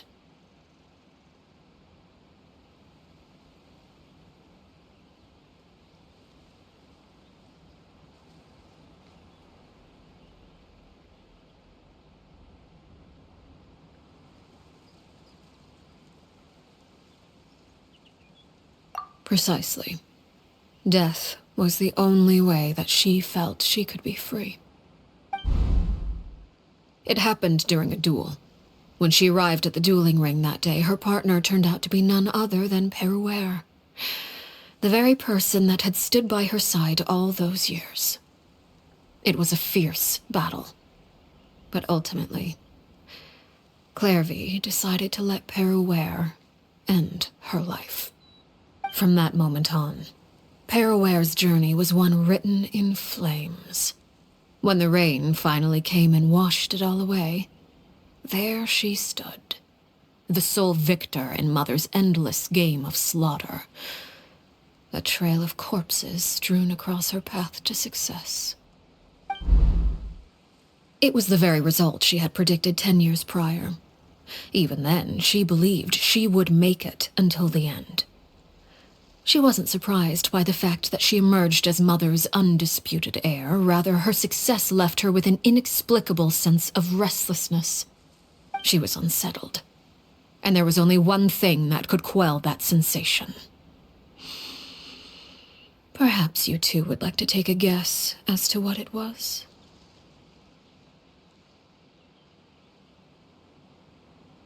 Crucibina, you mean? But Correct. This is the place where Peruware killed her best friend. A mere year later, this is also the place where she fought tooth and nail to kill the mother they shared. The moment she acted, any conception of what was right or wrong ceased to matter. It's one of the principles of the house. Only those who survive get to write the rules. Peruware won the battle, and became a harbinger herself. After which Her Majesty, the Tsaritsa, bestowed upon her a new name. Arlecchino. So the Perry Clairvy was talking about... It was you all along. You're Peruware. Arlecchino is just a name you got later.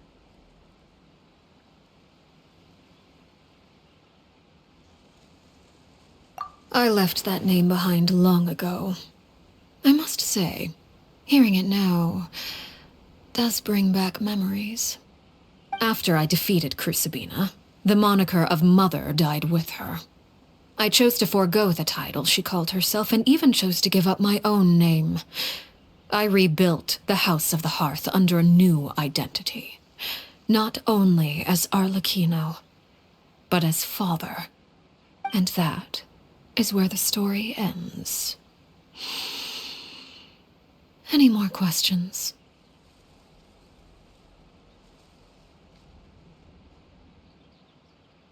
Yeah. Based on what you just told us, Clairvy wasn't a little kid when she was killed. So the Clairvy we met... Was she really a spirit at all? I suppose you could call her an illusion born of flame. Her existence is like ashes to a fire. Something left over in the wake of blaze and ruin. You see, a certain power runs through my veins. It's not unlike a curse. My flames leave behind shadows of anything they consume. Of course, the chances of those shadows morphing into a sentient entity are exceedingly slim. Clairvy is a very special case. Clairvy died when she was 16 years old, but what emerged from the flames was her 6-year-old self. Her appearance wasn't the only thing affected. Most of her memories were lost to the blaze as well. Memory is a mysterious thing indeed. Losing a portion of your memories will alter your sense of self. Lose 10 years' worth, however, and it would be like living in the past. Like returning to a version of yourself that never grew up. No wonder Paimon got such a weird feeling when we were talking to her. Perhaps I should put it this way. Clairvy is someone trapped in time. It may seem like she exists with us in the present, but she truly lives in the confines of her own past. So if all of that is true, then you must have known about Clairvy for a long time. Indeed. She's a rather volatile and unstable entity. Sometimes she would look after the children. She's even saved some of their lives.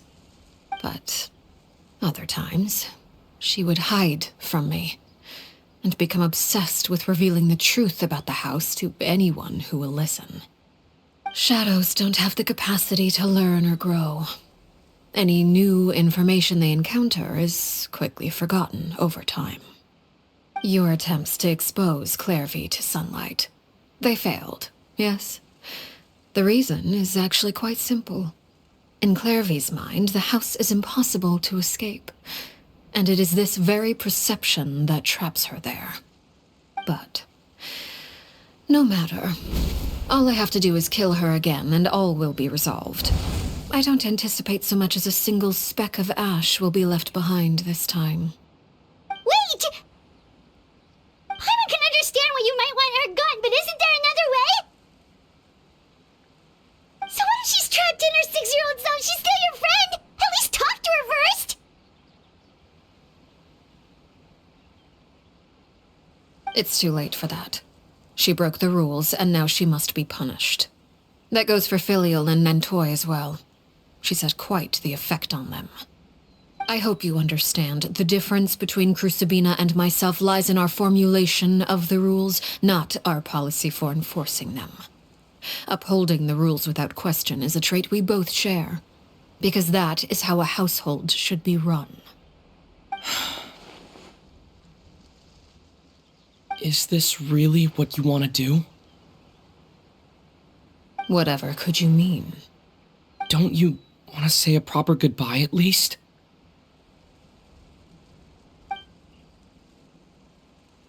Whether as a killer or as a father, there are two things that must be avoided at all costs: anger and sorrow. Anger makes you impulsive. Sorrow causes you to waver. Well, it appears it's about time to proceed. Before we arrived, I told some of my well-behaved children to bring our troublemakers here by nightfall. I do believe I've kept my end of the deal. I give your friends quite a bit more time.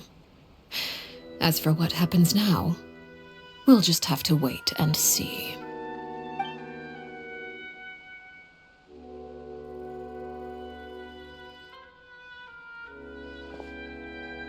Here they are, Father. Ah, you gonna execute him? Seeing something like that would actually be a first for me. Lenny!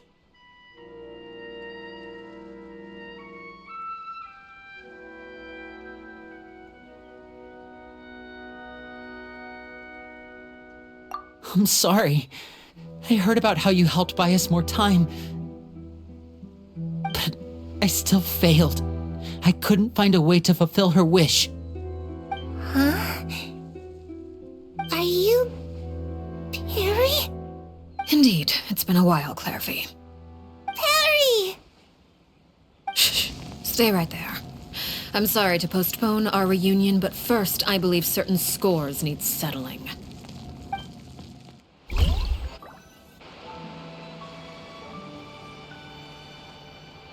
Father, let me explain. Out of my way.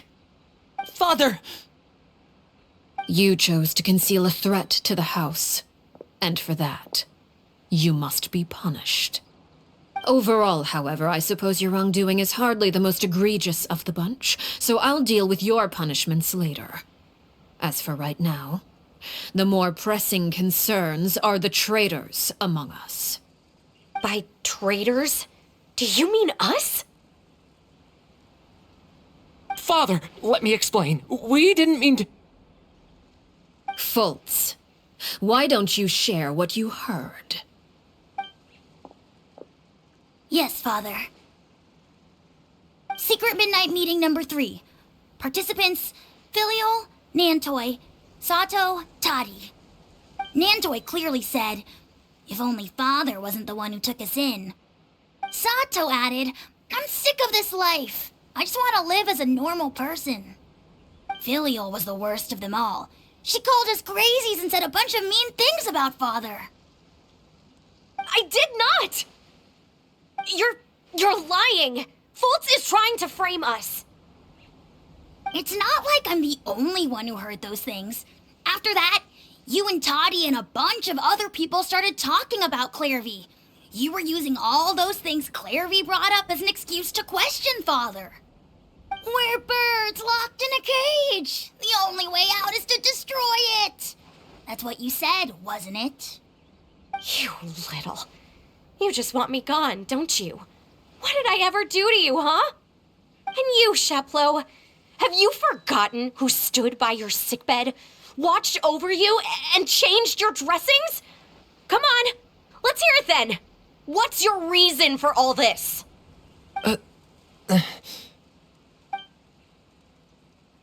You're wrong, Filial. We don't want you to die. You're our family. Liar. You wouldn't be doing this if that were the case. So why? Why have you backed us into a corner? We all live in the House of the Hearth. You know the type of work we do, Filial. A single betrayal can cost dozens of us our lives. It's not like it's never happened before. That kind of thing is hard to forget. That's why the House of the Hearth cannot tolerate any form of betrayal. Ever since we came to Poisson, you've had 7 secret meetings. A lot of the things you talked about really crossed the line. You've been spying on us for half a month? Wait a second. Now that I think about it, the move to Poisson was just a way to make it easier to spy on us, wasn't it?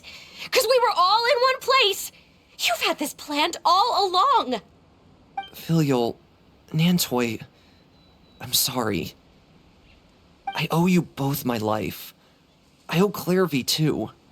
If it weren't for all your help after I got poisoned, I wouldn't be standing here today. If this were any other situation, I would do anything to repay that kindness, even if it cost me my life. But rules are rules. I'm sorry. My hands are tied. Why? Why? That's enough, Filial. We made a mistake, and we should own up to it. We broke the rules, plain and simple. And now we have to face the consequences. I'm sorry, Chapleau. Faults. I'm sorry, Father. We accept our punishment.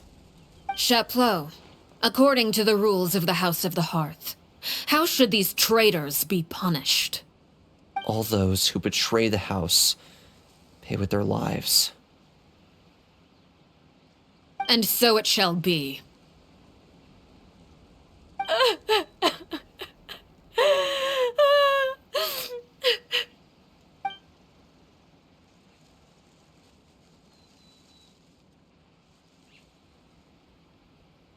Father, please wait! Something you want to say, Linny? Please reconsider, Father. What Filial and the others did, does it really count as betrayal? We all come from broken families. From the very first day we joined the House of the Hearth, we wanted nothing more than to make it a real home. But the truth is, none of us know what a real home should look like. I'm not saying I have all the answers. All I know is this. Killing Filial and the others may uphold the rules, but doing so will only bring us further away from being a real family than we've ever been. So please, Father, please reconsider. I agree with Linny. Father, please. Linny, you...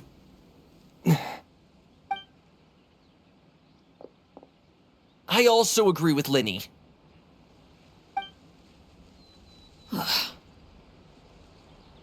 An order once given cannot be rescinded. However, given the extent of your determination, I suppose we shall have to go about this a different way. Draw your weapons and face me. Our weapons? Father, are you referring to a duel? Precisely. The rules of the house will not be altered. Traitors must be punished. However, resolving disputes with a duel is also one of our rules, one that also applies to me. Demonstrate a sufficient showing of strength, and I shall offer a concession. Wait. Beat Father in a duel? Impossible. Father is way too strong, even for Lenny.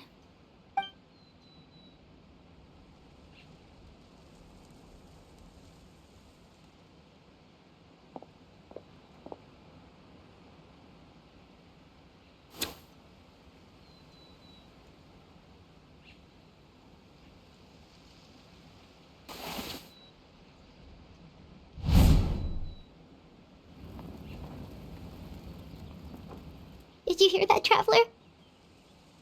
Lenny and the others have to duel the knave. What should we do? Can they really win something like that? If they lose, those people from the house are really gonna be executed.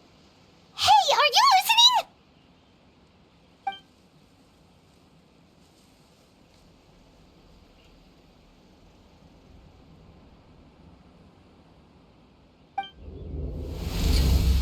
Don't you want to say a proper goodbye at least? Anger makes you impulsive. Sorrow causes you to waver.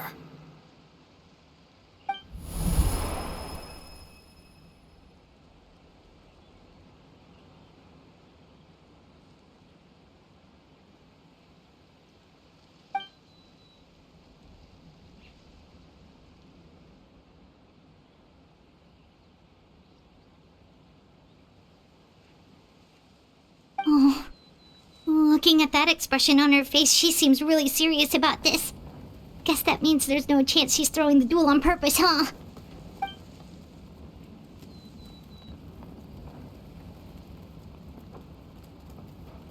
When guests are around, families are often on their best behavior. And any disputes are less likely to escalate. When the time comes, make the choice that you deem most appropriate in the situation, and lend your help to the House of the Hearth. What's wrong, Traveler? Hey, where are you going? Traveler?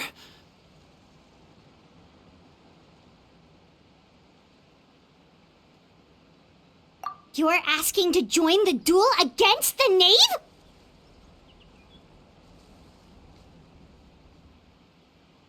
I'll allow it. We do have a ready-made dueling ring at our disposal, after all. All I would advise is this. Keep a firm grasp on your weapon, and give it your all. Any less, and you may just lose your life.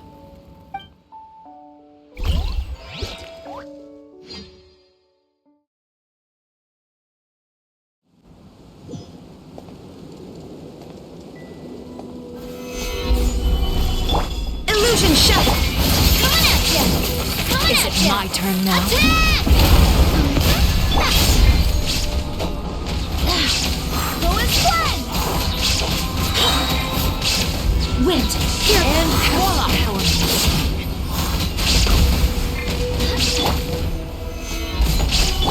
Shine down! Inazuma shines eternal! Is it my turn now? Watch With out! these rising flames! I will have order. Father's even stronger than I expected. Coming at ya! With the fall of darkness, destruction shall rise. Have a taste of purgatory. Solidify. I really have to draw my blade.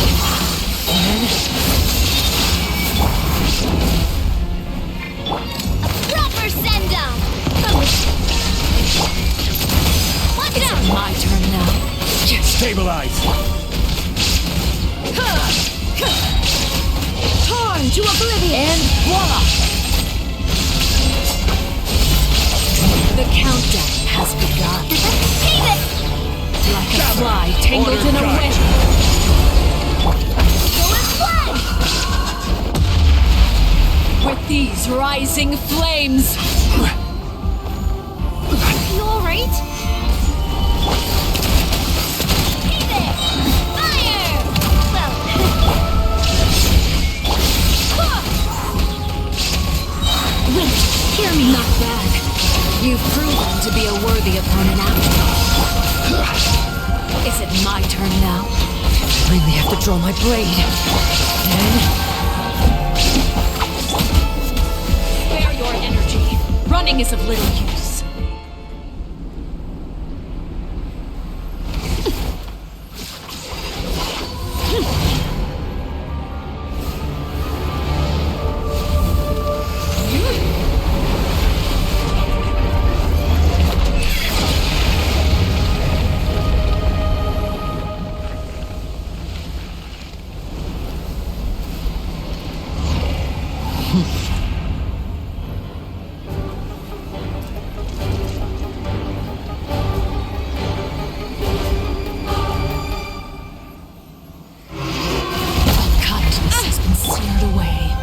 My blade is all that remains. This is order.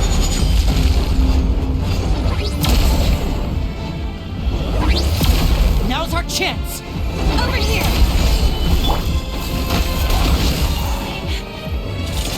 Fine.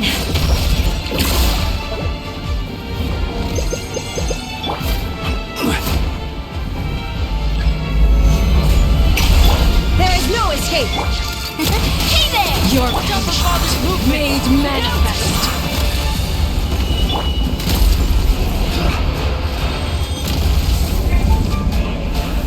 Gather! Shine down! Inazuma shines eternal!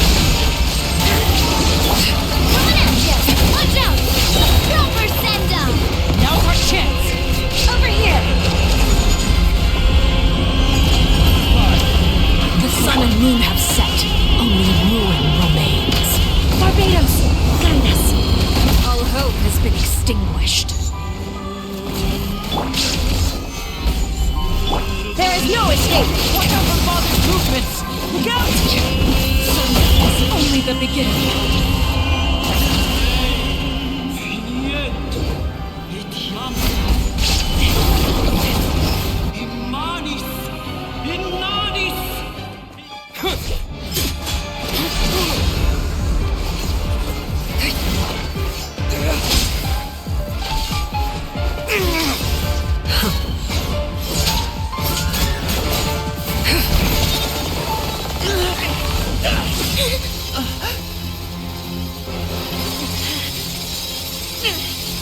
You should know better than to crowd in one place.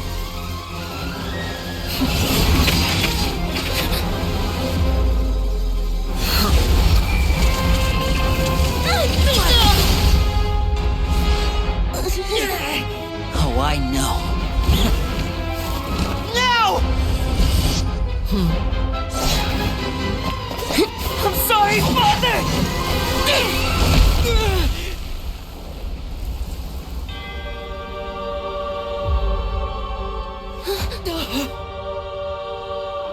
Sorry for what? This pitiful excuse for an attack?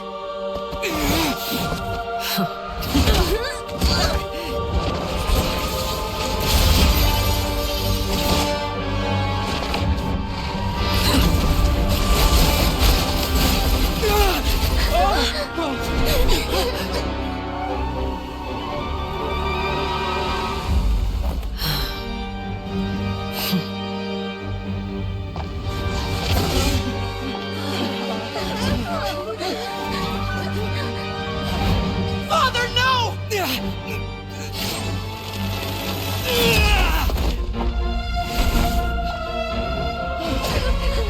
Made it out, did you?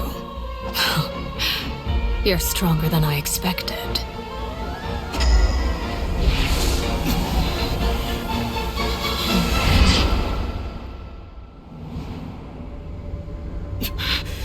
A crimson moon?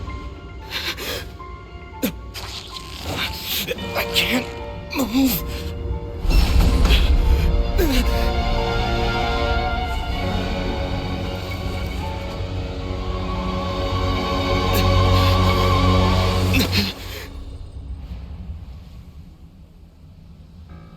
Still, not strong enough to beat me.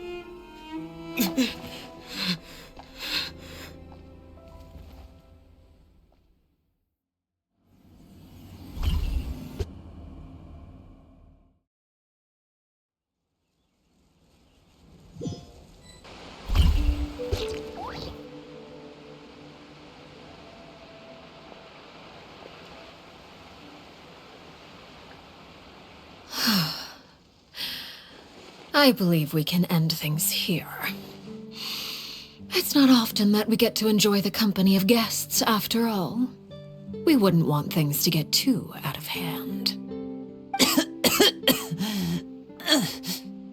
Brother, are you all right? Lenny. Given that I am the victor of this duel, as agreed, the punishment stands. No!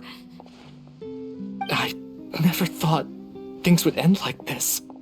However, everyone involved in the duel demonstrated a remarkable level of strength and determination. In light of this, I'm prepared to change the method of execution. Elwar, the bottled flames I gave you for safekeeping. Do you still have them? Yes.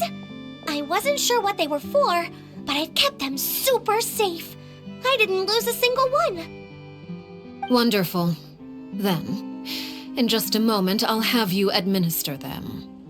Bottled flames? Indeed. They're the product of a secret experiment. Under certain special circumstances, flames can be extracted from my person and preserved. Once ingested, searing pain will spread across every inch of your body. No harm will come to you physically, but your memories will be burned away. If you can withstand the pain. When you awake, you'll have forgotten everything you know about the House of the Hearth, and will be expelled from the organization. In other words, administering this concoction will kill the version of you that grew up in the house, and give you a new identity.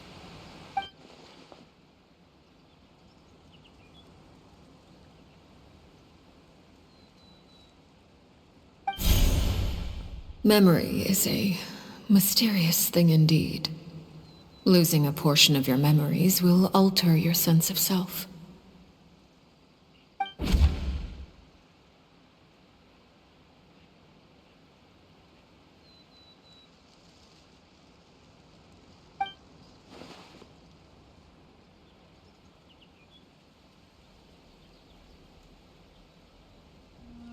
So, you're just letting us go, Father?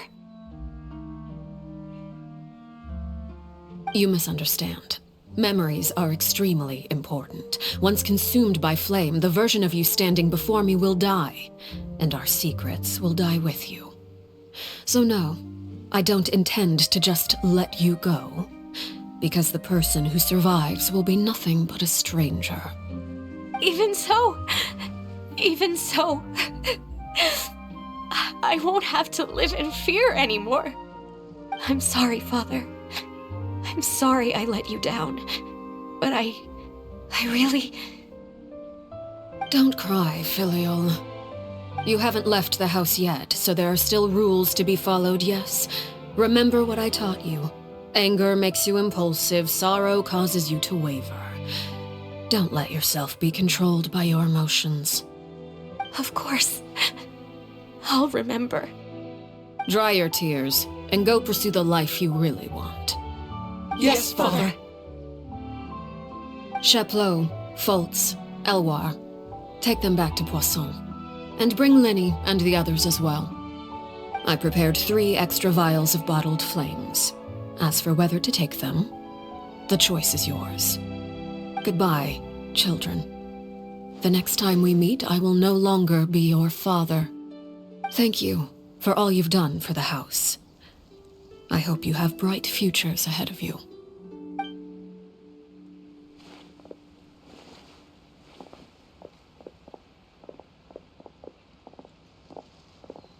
Father.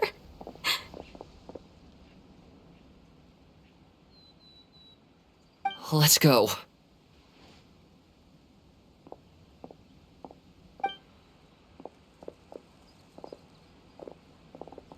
Here, grab my arm, Linny. I'll help you walk back. Thank you.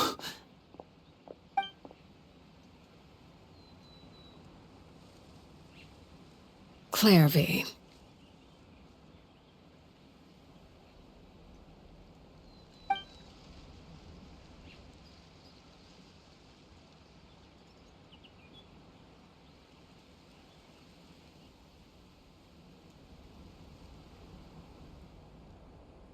Can we talk now? I've been waiting for a super long time. You really are Perry, aren't you? I haven't seen you in so long. How come you're all grown up? Wait, did I somehow travel to the future on accident? Or am I dreaming? What a long dream. Neither. You died, Clairvy. That's what happened. You could have at least sugarcoated it a little. Look, she's that speechless.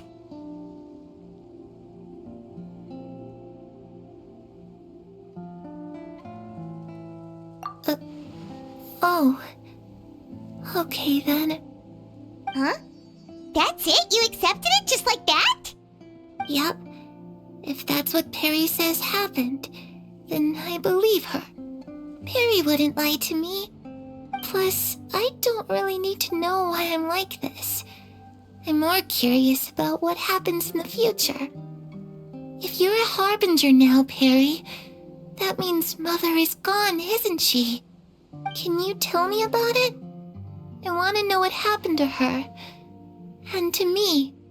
You never stopped trying to defy fate. At first, no one believed you. You could only vent your frustrations to the moon.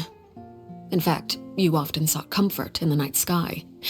You wanted to see the aurora, so one night we promised each other we would go to Snezhnaya to see it together. Later on, you tried to run away, but you were brought back each time. Mother spared your life, but it wasn't out of kindness. Instead, she decided to make an example of you by slowly torturing you over time. That way, the other children would know what happens to traitors. Still, you never gave up. Mother hoped that through ruthless duel after ruthless duel, she would be able to crown an ultimate victor among the children she raised. But you called on everyone to unite, to fight to a draw in order to reduce casualties. Your efforts may have only delayed the inevitable, but still. You gave them hope. You tried everything you could think of, but every attempt ended in failure. Still, you never turned your sword on Crucibina, and you never turned it on me. On that gloomy day, you told me, "For the last 16 years of my life, I've done everything I can to fight for freedom. But now, I realize that the only freedom I truly possess is the freedom to choose to die." I never imagined I would say something like that. I must have been feeling really worn down. But somehow, I still think I understand. According to Mother's plan, only one of us was going to make it until the end. And I always hoped that person would be you. If I could do it all over again, I still don't think I would make a different choice. Even when I first met you, I knew you'd be able to do what I couldn't. Is that so? Even now, I'm not sure I truly understand what kind of freedom you were trying to pursue. But as the head of the House of the Hearth, and as the children's father, I've tried to give them the most basic of freedoms. The freedom to choose their own fate. It's something I discussed with the Iudex of Fontaine. The children who want to leave the house will have their memories wiped clean of all secrets pertaining to the organization. In return, they will be allowed to live a normal life in Fontaine without being prosecuted for their past. Of course, I won't simply hand freedom to them on a silver platter. They have to fight for it and prove themselves worthy of it. Only freedom that is earned has true value. That's more than enough. That's exactly the kind of life I was fighting for. You know, Perry, I think you're a pretty amazing king, and a really great father, too. I'm really happy that you're the one who took over the house.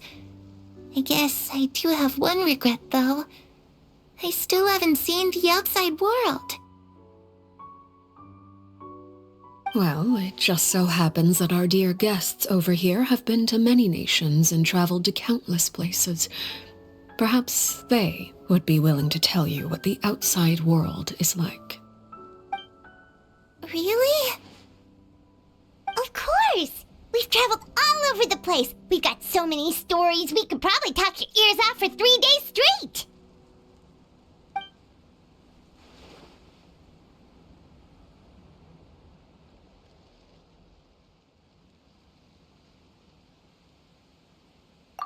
You know, I used to dream of being a bard. Playing the lute while singing into the winds of freedom. Even if there was no one there to listen, I would have continued to sing no matter what.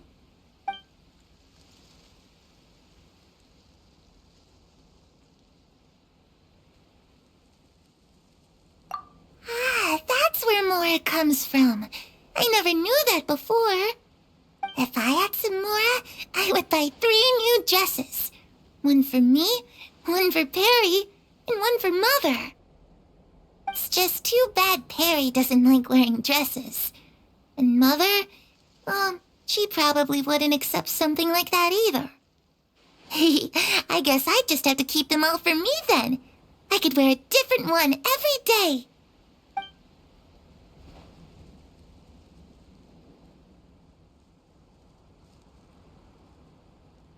Those yokai you mentioned, what do they look like? I once saw a drawing of this one guy with horns on his head and a super scary face. Are there any yokai like that? Oh, sounds like you're talking about an Oni. Yep, we've met one, and let Paimon tell you, they're not nearly as scary as they look.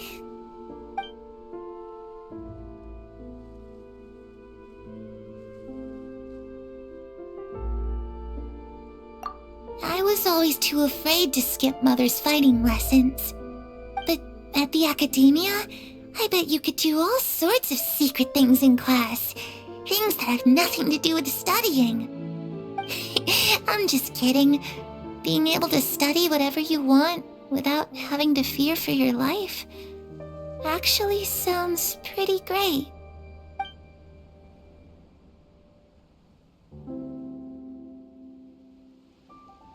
The situation was super dangerous. Lenny and Lynette were accused of committing a crime, and they were going to have to stand trial at the Opera Epicles. Oh no, that must have been hard for all of you. What happened next? Don't worry, we were able to turn the situation around super quickly. All thanks to Detective Paimon, of course. How'd you do that? Come on, tell me. Okay, so it was like this. After the failed magic show, we rushed to the scene and...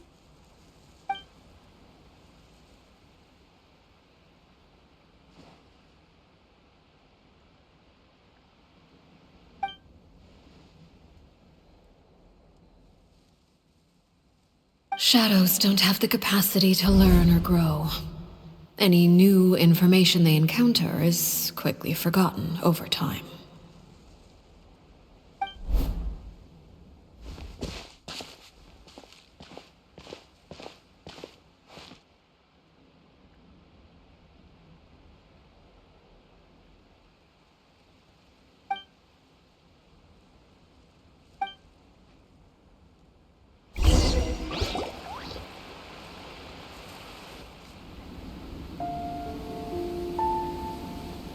Clairvy, you've worked tirelessly from the shadows to overthrow the House of the Hearth.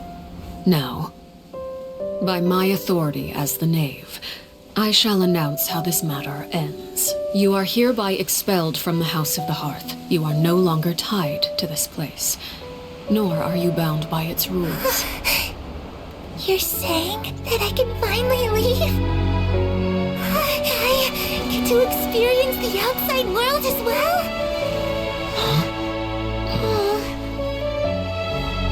Oh, I almost forgot. There's no getting older for me. Still, seeing who you grew up to be makes me really happy, Parallel. Take care of yourself. Goodbye. May we meet again someday.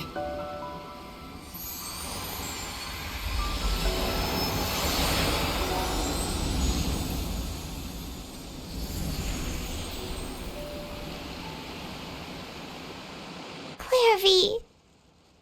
She left so soon. Paimon didn't even get to finish her story. I also have certain sentiments left unsaid. I wanted to tell her that the aurora I saw in Snezhnaya was just as beautiful as the ones in the pictures. But a shadow's memories reset at dawn. Had we delayed any longer, we wouldn't have had the time to say goodbye. Whatever regrets may linger, let them be lost to the coming of a new day. Father? It's Linny! Hey, Linny!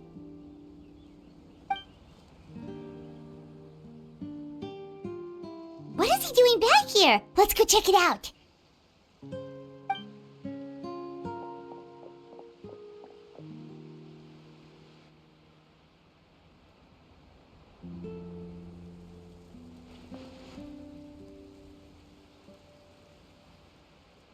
Father, the bottled flames have been administered. Filial and the others have left the house. And you? What have you decided?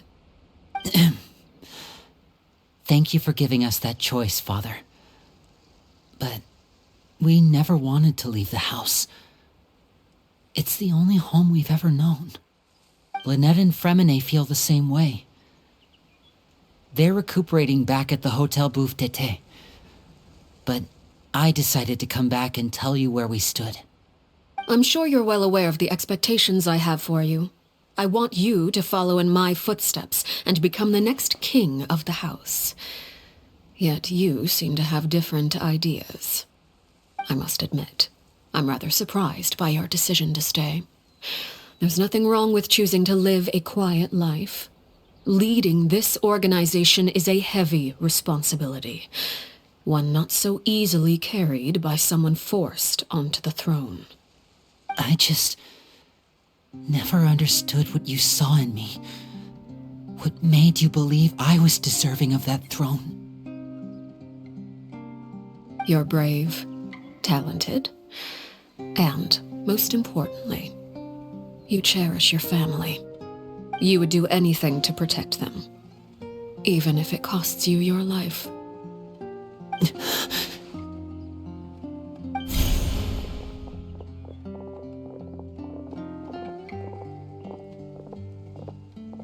Speaking up back there was so brave of you, Linny.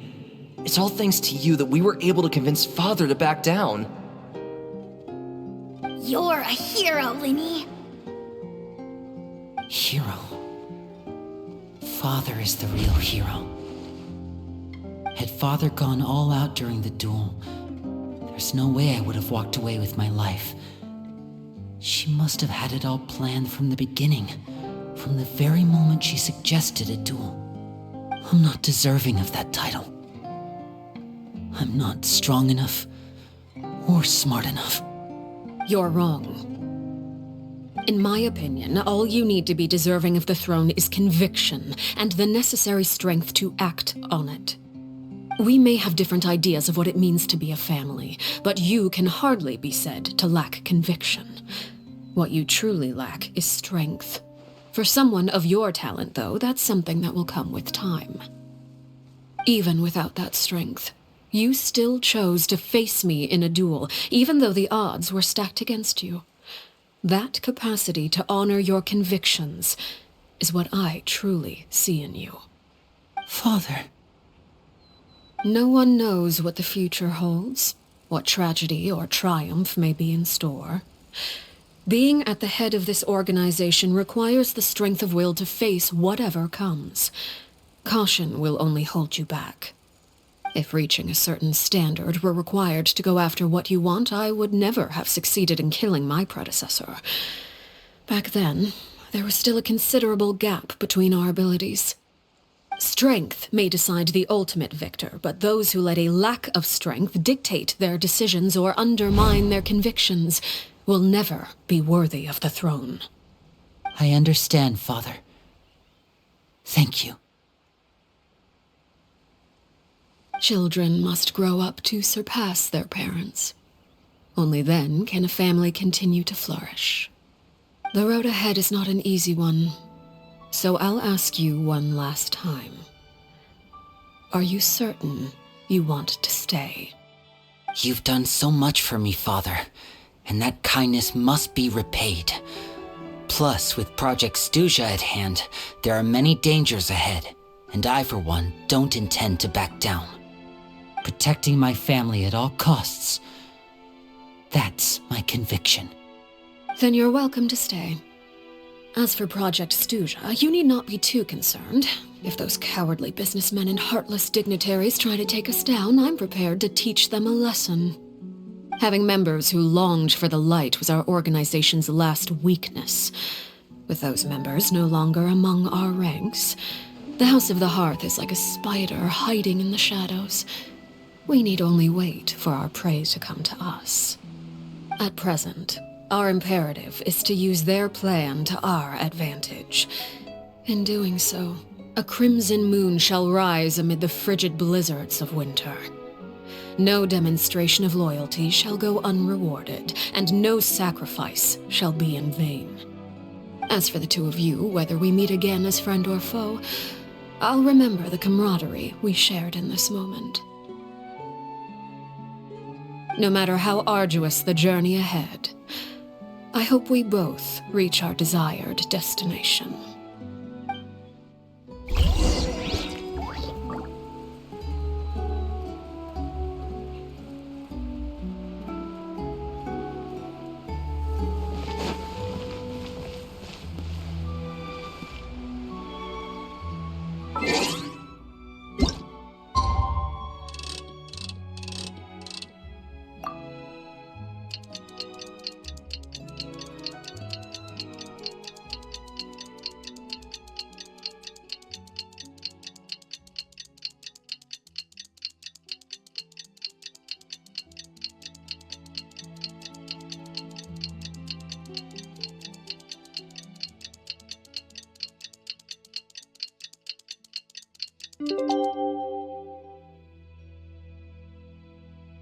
Where do you want to go next? Didn't Linny say that Lynette and Fremine were recovering at the Hotel Bouffe d'été?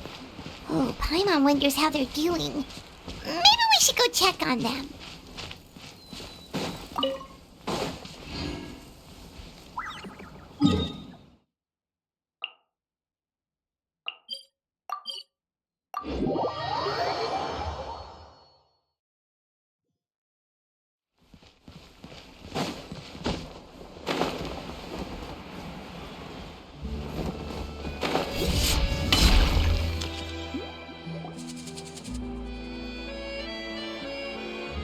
Lynette? Fremine? How are you feeling? Much better. Whew, what a relief! What about you? Are you feeling alright?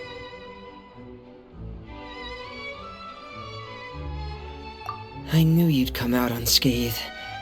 Us, on the other hand, well, we've been bedridden for 2 days. I couldn't even turn over. Oh, and I wanted to ask, is Clairvy gone? Linny and the other members have left Poisson and returned to the House of the Hearth. According to him, there haven't been any more sightings of a spirit roaming the house.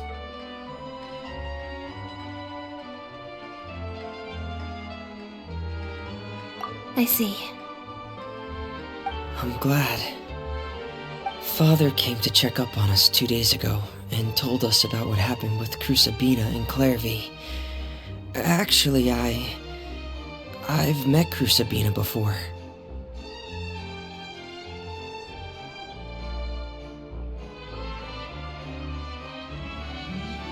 Wait, what? You've met the former knave? Crusabina died a year after Clairvy. It was during the year between their deaths that I joined the House of the Hearth. Crusabina had an extremely cruel and radical way of doing things.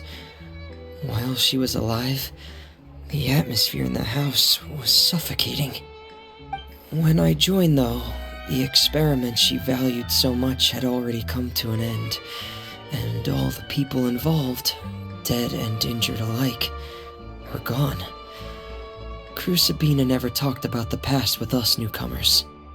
A couple of months after I joined, Father killed Crusabina and burned all her files. With that, the names of all the people subjected to her experiments, Clairvy included, were lost to the flames, along with the painful memories they represented.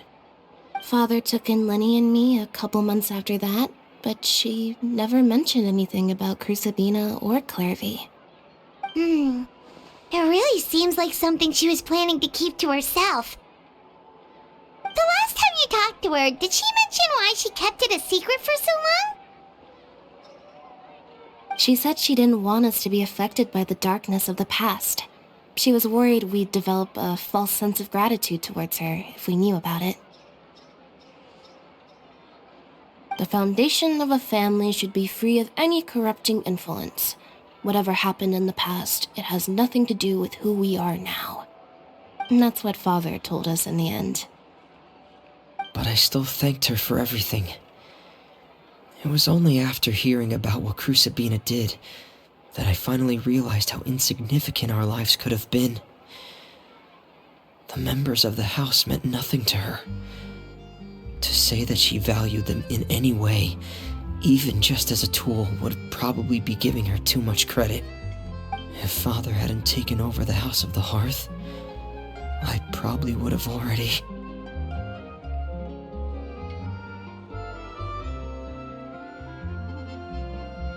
Father rarely brings up the fact that she saved us. She doesn't believe that being indebted to her should be what ties us together. But even if we didn't owe her anything, we would still choose to stay. Because this is our home. We may have arguments or times when we feel wronged. Some people may even choose to leave. But as long as Father is here, we will always have a home. Whether the path before us is bathed in sunlight or shrouded in shadow, we'll follow Father wherever she chooses to go. So I wanted to say thank you for helping us make it through this crisis. Without your help, we could have lost a lot more along the way. Oh, we didn't do anything, really.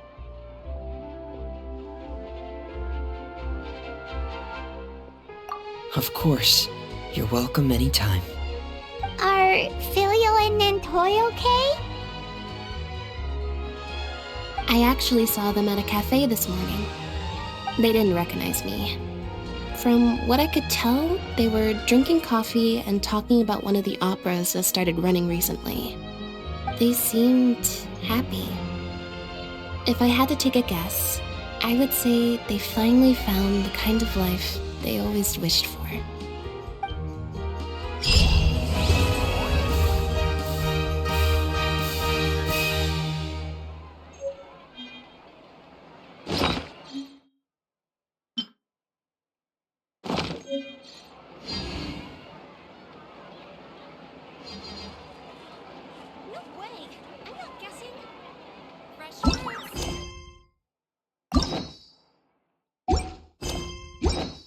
Osmanthus wine tastes the same.